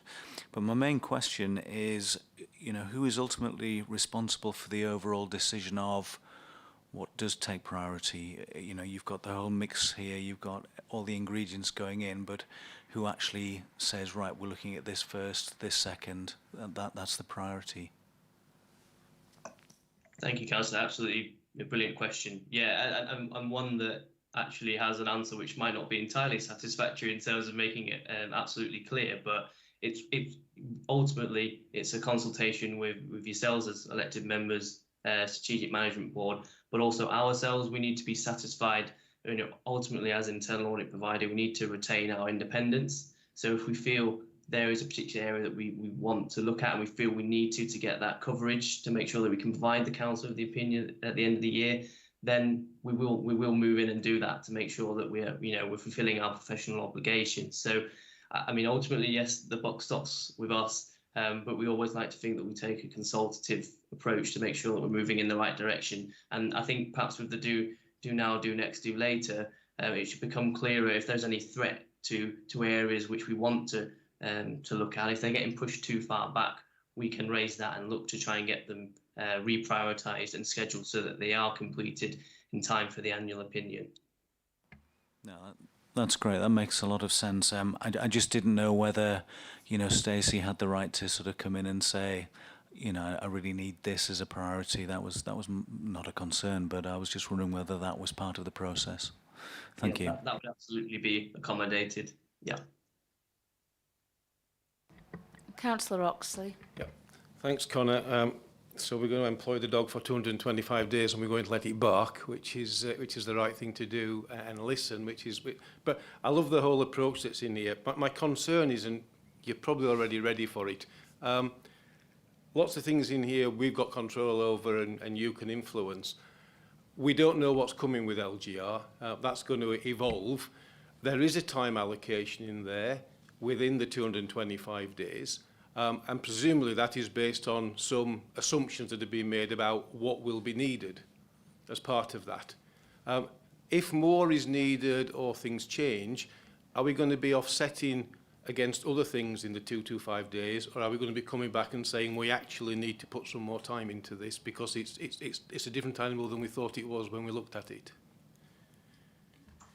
Thank you, Councillor. Yeah, another good question. With respect of increasing the audit days, that would be a decision that we take in consultation with our sort of liaison points of contact, so with Anton and with Simon. But taking just the budget envelope as we have at the moment, the 225 days, we've got some audits in there, I guess without going too Orwellian, which are more important than others in respect of providing an opinion. So we would look to have those as ones that we absolutely undertake in the year, and others we could look to flex and move around so that if we needed, for example, 20, 30, 40, 50 days of support with LGR specific work, we could redirect that within there while still maintaining a bit of buffer to be able to provide an opinion. But there'd be conversations that we'd have. If it ever reached that tipping point where we're thinking, well, at the end of this, we might not be able to provide you a full opinion, we might be in the territory of having a limitation to scope, we'd have those conversations with the likes of Simon and Anton and SNB more generally to make sure that doesn't happen. Okay, thank you. That ties it back round to us needing his opinion that's not restricted at the end of all this. So thank you.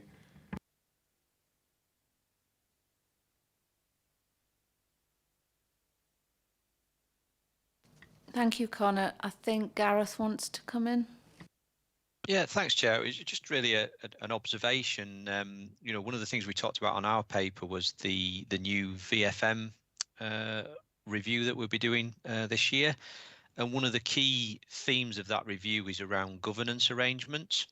So from my perspective as the external auditor, I think the sort of last 5 minutes has been a really positive thing for me in terms of, obviously, Connor's internal audit plan, the level of engagement he's had from senior management in terms of coming up and constructing with that plan and the days that's been assigned to it, and also the sort of good questions that have come from members in terms of questioning what's in the plan and, if things change, can the plan, be adapted to take into account of that. And I think that, that's a really good point around, internal audit plans have an element of fluidity about them depending on, risks change during the year and things do happen, and the best internal audit plans are the ones that react in an agile way to those risks. So it wasn't really a question or anything like that, Chair. It was more that, you know, from an external audit point of view, that's going to be looking at the governance arrangements in place at the council. You know, I think the last sort of 5 minutes, you know, presentation and discussion has been a very positive reflection on, you know, how, you know, this aspect of governance at the council has been taken forward by internal audit, by management, and also by members of the audit committee. Thank you, Gareth.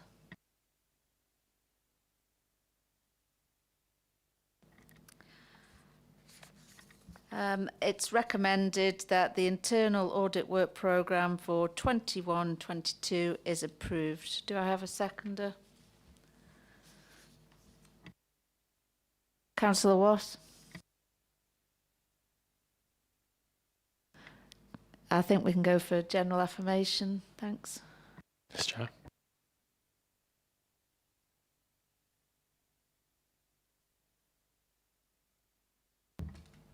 Moving on to agenda item 13 is the Treasury Management Annual Report 2020-2021, and I'll hand over to you, Anton. Yes, thank you for that. Just pulling it up. So this is the report for the last financial year. You will have seen an update at some point during the last financial year. It is the traditional Treasury Management report, so it sets out our, in terms of our strategy and our process for Treasury Management. It highlights that, as I did before and as we did in the outturn, that interest rates remained suppressed over the last financial year, and that therefore we didn't get as good a return on that as we once had hoped. That may pick up. We'll see what happens with the economy. But it's really there. It's just the factual statement in terms of our annual report. Happy to take any questions on it. Thank you, Anton. Is there any questions? Councillor Wass? I'm just wondering whether you guys are going to get a holiday, that's all. Well, where we go on holiday will have nothing to do with the funds and the Treasury Management. I can assure you. Yeah, seriously, thank you for all your work. You know, and as Gareth said, summing up really, it all looks very positive, and I think the communication we're feeling, I think, if I can speak collectively, is that you know, we are being informed and things are changing, even though obviously the future change is out of our control probably, but it does look very healthy, so thank you all. Thank you. Thank you. Move that the Council is recommended to note the annual Treasury Management Report and approve the actual 2021 Prudential and Treasury indicators in this report. Do I have a seconder? Councillor Ryby. I think we can go for general affirmation again. Yes, Chair.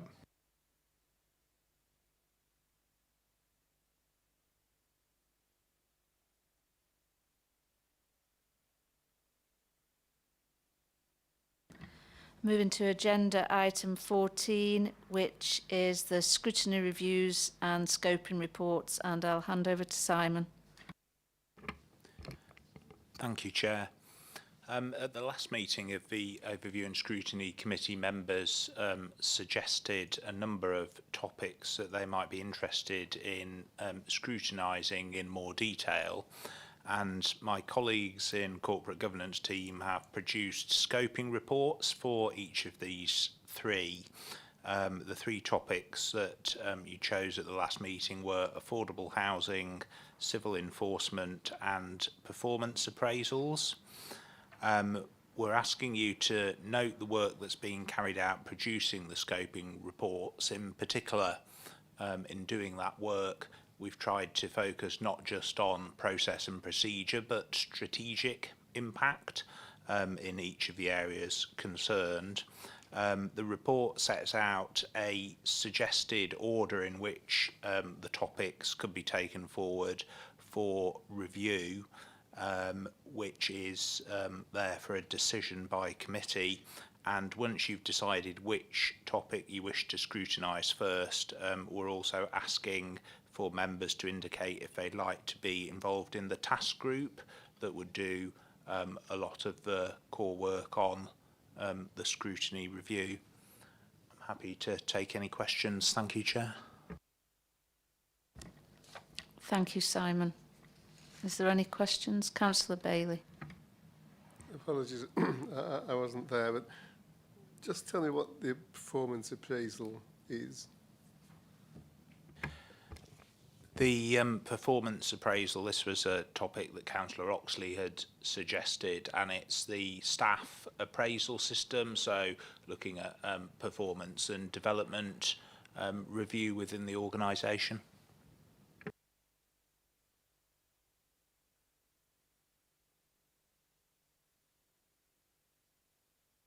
Councillor Oxley. Simply about, is it actually happening? Is it working? Is it being done? It was no more than that, Councillor Bailey.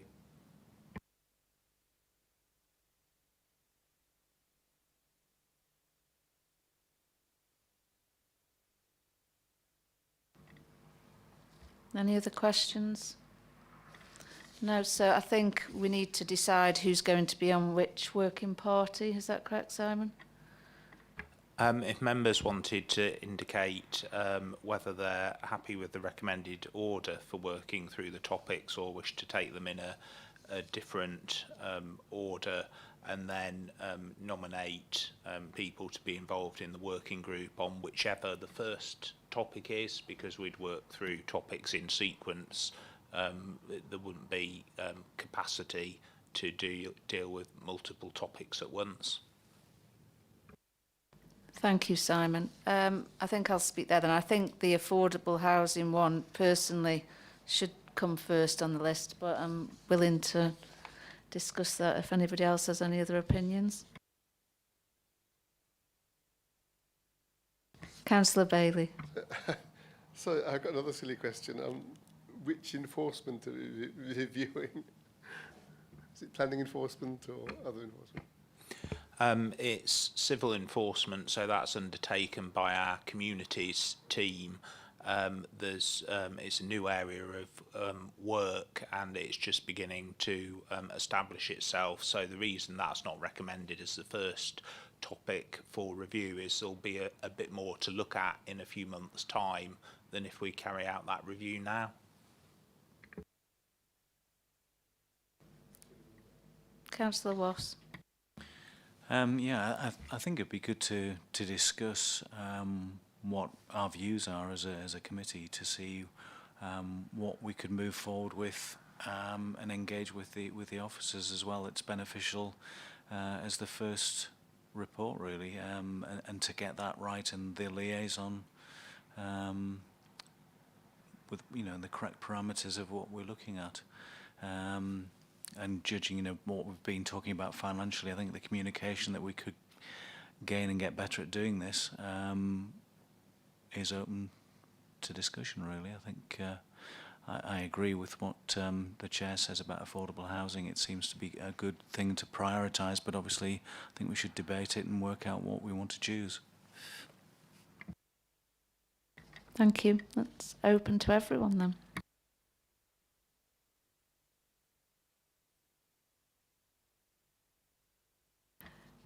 Councillor Bailey. When did we last review affordable housing? I seem to think that Scrutiny has done that before. Maybe I've been about. Okay. I know Gary Housden, as head of planning, came and spoke about affordable housing. I don't know the exact date when that was. I'm thinking it's probably a couple of years ago, given the disruption with COVID over the past year or so. And what would we expect to achieve?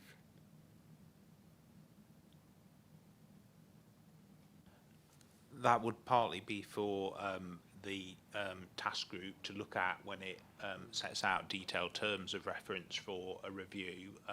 Good practice is that a review is quite focused. It doesn't try and cover a huge, wide subject. It doesn't necessarily have to be a large, lengthy piece of work. It could be a sort of short, sharp review. In the scoping reports attached in the agenda papers, we have set out some key points that a review could cover, but it would be for the members on the task group to decide, did they want to take all of those forward or just some of them, or is there anything else that's not included in the scoping report that they think it would be important to look at?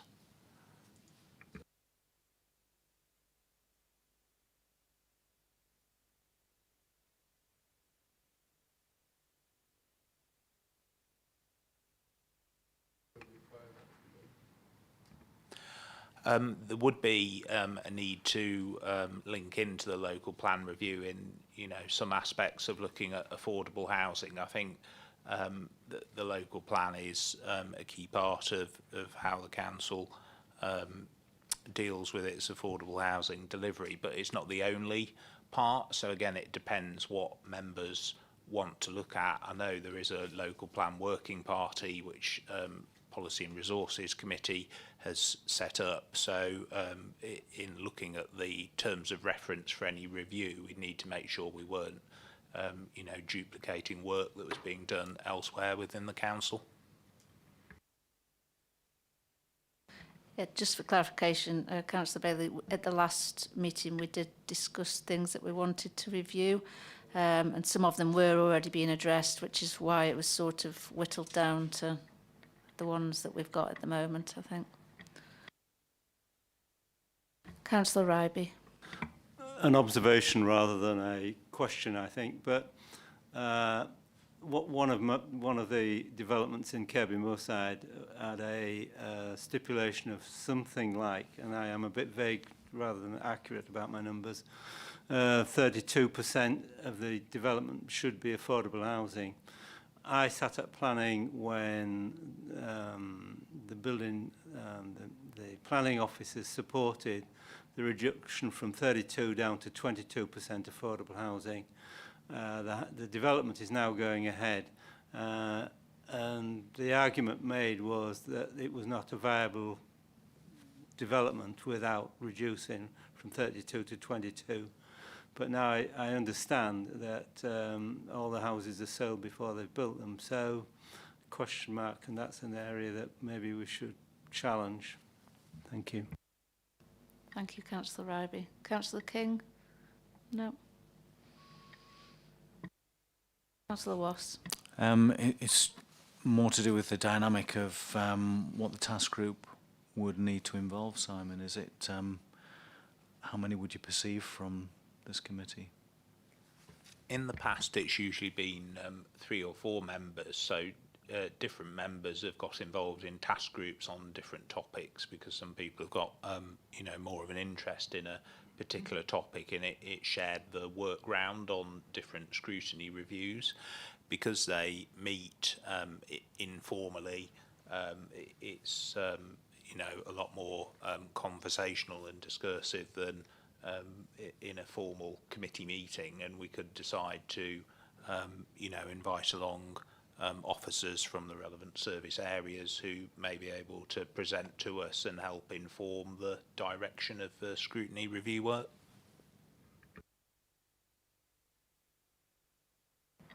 Thanks. I'm aware that Councillor Oxley was keen on the performance appraisals, so perhaps he could go on that working party. If I could, I think all these about, all 3 topics are about just, if you like, a health check on where we are and just checking that they're happening. I think particularly on the performance appraisal system, which is referenced in the government statement, the governance report and all the rest of it. Councillor Bailey's quite right in his earlier comment. This is not just about are people doing the job well and whatever. It's much more than that. It's about how it all fits together. Do they feel as though they're involved? And remember, this all came out of some fairly horrible times in this council some time ago. And whilst I'm absolutely sure, and we've seen today with the health and safety policy, that staff well-being and the way that staff relate is all being looked after, it just seems to me that the right way to do this, if we've got a performance management, and I prefer those words to appraisal system, if we've got a performance management system, we just ought to be, all I'm looking to do is to say, is it operating? Is it working? Is it being effective? Do the staff understand it? Yep. It's not a huge chunk of work. And I think it's particularly important, given the changes that seem to be coming down the line, whether we like them or not, that we've actually got something in place that's working that can be picked up by whatever comes next in terms of a health check on our staff. I would love to be involved in that one. Where it comes in this process, I'm not going to jump up and down about. I just think it is vitally important that we actually have a sense of where we are with this, because COVID has meant that we're not speaking to we as members not speaking to staff, we're not facing up to staff as often as we might have done in the past. I'm sure that's the case where our senior officers are concerned. There have been lots of Zoom calls and lots of emails and all the rest of it, and it may well be that COVID has put the whole thing on a hold. I don't know that. If it has, it would be very useful to know. And if again it's something else we're going to blame on COVID, let's be clear about it, yeah, and draw a line and stuff. I mean, I really am passionate about this one getting a look at. I would love to see it being further up the list, but my days of going behind the barricades are probably over. I won't be looking for the sound of angry men. I'll go with wherever people want to go. Councillor Bailey. I was going to say a similar thing. I just think that we've got much more, if we're not doing it now, we absolutely should be. And I just think we've got much more chance of making a useful difference than going around the affordable houses.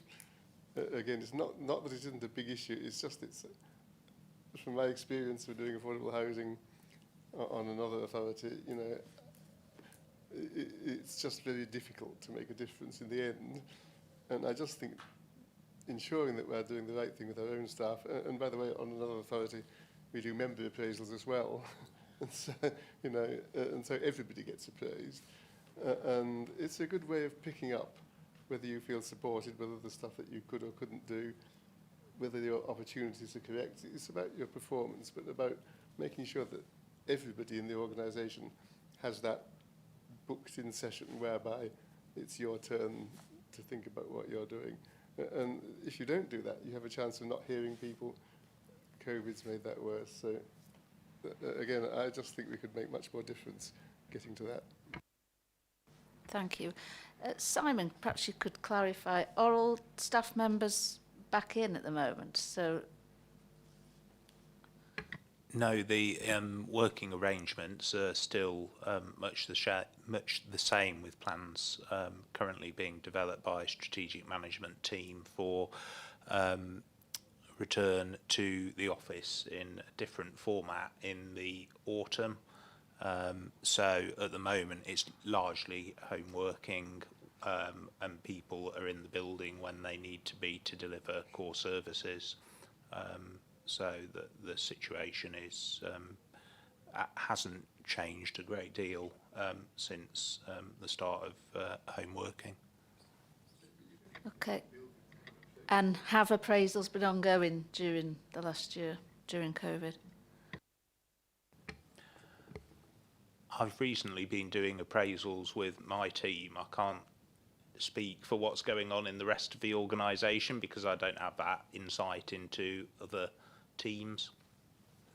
Which is probably why we need to scrutinise it. Yeah. Sorry, I'm looking at who's on the screens up there still. If personal view, if the setup, if the people who drive this at the very top of the organisation are all sat thinking, this is the wrong time to be doing it because it's all being messed about by COVID and remote working and things, then just tell us and we can rethink, would be my opinion. maybe in that respect, then that's telling us what needs to take priority. If we're looking at a system that's on the back burner at the moment, I don't know. Yeah, that was the reason for my question, whether they had been ongoing in the last year, because I'd agree if they haven't been, then it is something we need to put up to the top of the list. I think Margaret's got a hand up. Margaret? Hi, Chair. I just wanted, I suppose, like Simon, we've had regular one-to-one meetings and team meetings, but there's also been work stream meetings that have taken place as well. And there's actually been some kind of one-to-one catch-ups that are being less informal. So I would say that there has been a lot going on, but just in different formats of actually, rather than people physically being at a team meeting or physically at a one-to-one. So I would say that it has been happening throughout the organisation. Thank you, Margaret. So we don't seem any closer to deciding what's on top. Do we want to have a vote on it, or? I think ultimately my understanding is that we will be looking at things successively. So, you know, we just need to prioritise what we think is best to look at first. Exactly, but I think we need to vote on it, yeah.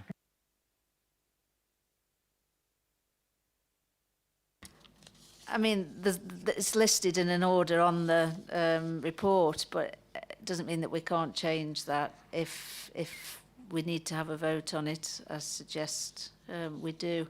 As nobody else has mentioned, the civil enforcement, and it is quite a new thing. I would suggest that may be put to the end of the list. And I know Councillor Garbett-Moore was interested in that, I think, more than anybody else, because he had something to do with the dog wardens. So I think we need to just have a vote on which one we think comes at the top, whether it's affordable housing or the performance appraisals, if that's okay with everyone. Councillor Oxley. Just check before, Simon, are there any staff issues in resourcing these that are more awkward if we change the order of them? I don't think there's any issues where the order would be affected. So obviously with any scrutiny review, we have to be mindful of the balance between needing to have support from the service area for the work we're doing and their need to fully resource the day job, if you like, as well. But I don't think a change to the order would have a significant impact. Councillor King. Can I just say at the last meeting there were more councillors present and we agreed in this order, so I would suggest we go with this order. Thank you. You've got a better memory than me, because I couldn't remember putting it in an order. Thanks.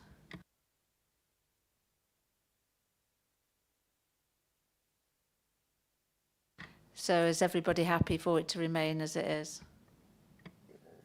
Councillor Oxley. No. I think we do far more. Certainly, I would like to see performance appraisals further up. I think reviewing enforcement, it's a new setup, and the more, I think it would benefit from being reviewed when it's been settled in a bit longer. I tend to agree with Councillor Bailey on affordable housing. I think we're probably only going to prove what we already know, but I would certainly like to see appraisals jumped above enforcement, if not to the very top of the list. That's just a personal view. Well, I'd like to see it at the top of the list, of course I would. Well, yeah, okay. I propose performance appraisals, affordable housing, review of enforcement then, as an alternative.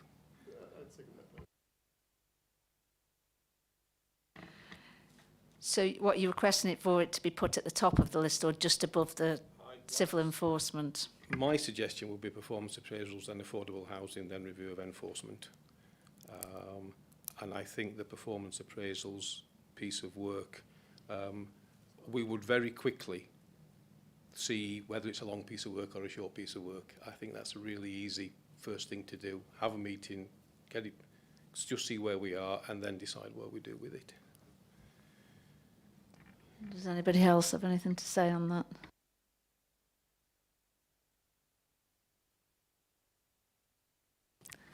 No, so we seem to be at an impasse because Councillor King thinks we should stick to what was agreed at the last meeting. I'm still of the mind that even though affordable housing may have been looked at before, I think it's an area that still just needs so much work, and any review of it is good. And I think that should come above performance appraisals.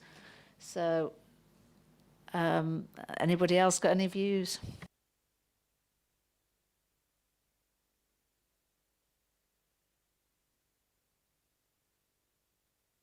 Councillor Bailey. I think just in Becky, I just think it would be so easy, given our responsibility to our staff, to get that one ticked off. That's why I really do think, I think it would look good. I just know that the affordable housing will be a big piece of work from previous experience, unless you just do a very small bit. So it's up to you, Madam Chairman, really. I'm not going to fight the case, but I just think it would look good to our staff if that was our key priority. Thank you, Councillor Bailey. Well, if nobody else has any strong views on it, I would just, I'd put that performance appraisals to the top then. Affordable housing second and civil enforcement third, but we'd need agreement by the people here on that, obviously. I'd have no problem agreeing to that, Madam Chairman. I would second that. Councillor Wass. I know Councillor Bailey didn't mean it in the sense he said it, but I don't think any of the work that we'll undertake will be easy. I think it's there for a reason, and we've got to scrutinise it and develop it to its maximum potential in all areas. But yeah.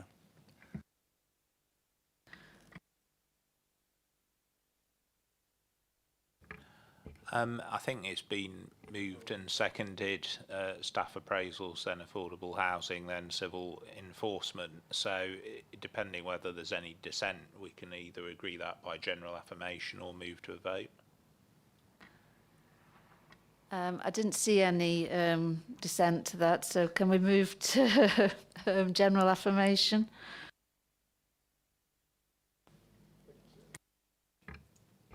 Then we just need to ask for some names for the task group that will look at the performance appraisals. I don't want to be on that. Yes, I think I better put my hand up for that one. So Councillor Oxley and Councillor Bailey. Do we have another one? We have 4 members not present, don't we, in the committee? Councillor Ryby.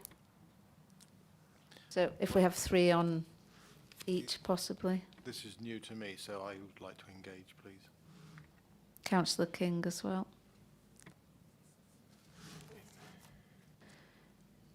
Councillor Wass, do you have a preference on? Well, I'd like to do the affordable housing, I think, when that comes up. Yes, and I think I'd like to do that one as well. There is councillors not present. I'm aware that Councillor Garbutt Moore has already stipulated that he'd like to be on the civil enforcement working party. So I suggest that I perhaps touch base with the missing members to see which working parties they want to be on before we finalise.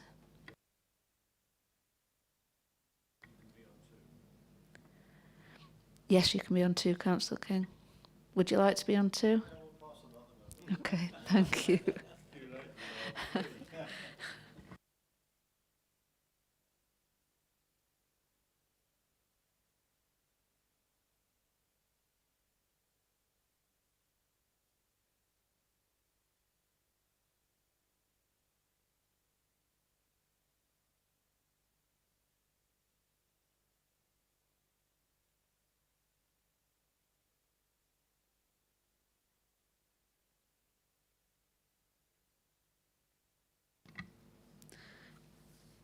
Moving on to agenda item 15, which is the decisions from other committees, and it's the Policy and Resources Committee held on the 29th of June 2021.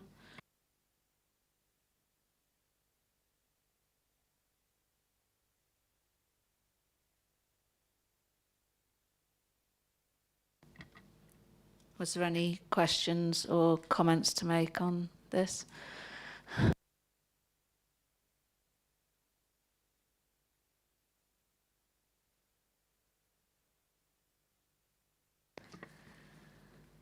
It's on page 133 starting, Councillor Oxley. I've been on this committee for several years, and I'm going to ask a question that I probably should have asked several years ago. Given that we have overview and scrutiny people at each P&R committee, is there a mechanism for those people that are there to feed back to this committee? Anything that... Through you, Chair, any feedback could be done when the minutes from the relevant Policy and Resources Committee are received by Overview and Scrutiny. It may be, if there was interest at any point in calling in an item of business from Policy and Resources, that the feedback would need to take place as conversations outside of the meeting, because there is a set timescale for call-in.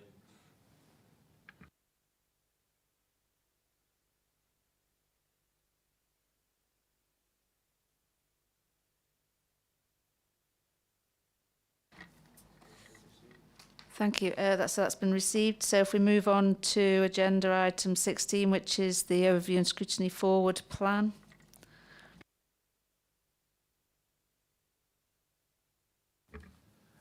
Thank you, Chair. This is just the regular presentation of the forward plan for business for the Overview and Scrutiny Committee, covering its three remits of Scrutiny Committee, Audit Committee and Standards Committee. There's nothing specific from this that I wanted to draw members' attention to, but I'm sure myself and other colleagues would be happy to take any questions if you've got them. Thank you, Simon. Is there any questions?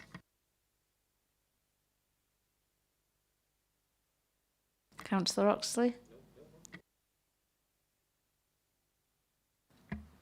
Councillor Wass. Thank you, Chair. Simon, I'm just wondering whether the final deadlines will change with the current situation in the financial audits.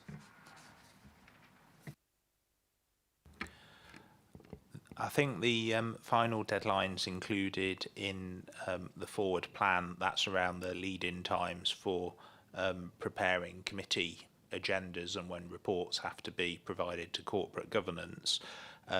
It may be, and other colleagues I'm sure will be reviewing the forward plan on a regular basis, that if the changes to timescales for audit and accounts mean that some items need to be rescheduled to different meetings, for example, that the forward plan would be updated to reflect that. And I know strategic management team look at the forward plan on a regular basis, so it is a sort of living working document, and it's continually reviewed to take account of circumstances, and sometimes items of business do need to be rescheduled. Thank you. Gareth, were you wanting to come in there? Yeah, thanks, Chair. I mean, Simon's covered it, to be fair, but I think based on our sort of expected timescales that we touched on earlier, I would anticipate us producing an interim report to the October Audit Committee, and then we have done this occasionally in the past over the last sort of couple of years, that even though I think the November meeting isn't technically an audit committee, we probably, subject to discussion with Anton and general progress of the audit, we'd probably look to present an ISA 260 report to the November meeting of the Scrutiny Committee, but as an audit item, if that makes sense, Chair. Obviously subject to your approval and Anton's, but I guess as Simon said, there might need to be a little bit of flexing with some of the timescales for our reports as we previously discussed, Chair. Thank you. Thank you, Gareth. Moving on to agenda item 17. I've no other business that I consider urgent. So thank you to all officers and auditors for your time tonight and for your reports. And thank you to members for attending. Thank you, Chair. Evening all. Thank you. Thanks, Chair. Thank you. Thanks, Thank you. everybody. Yeah.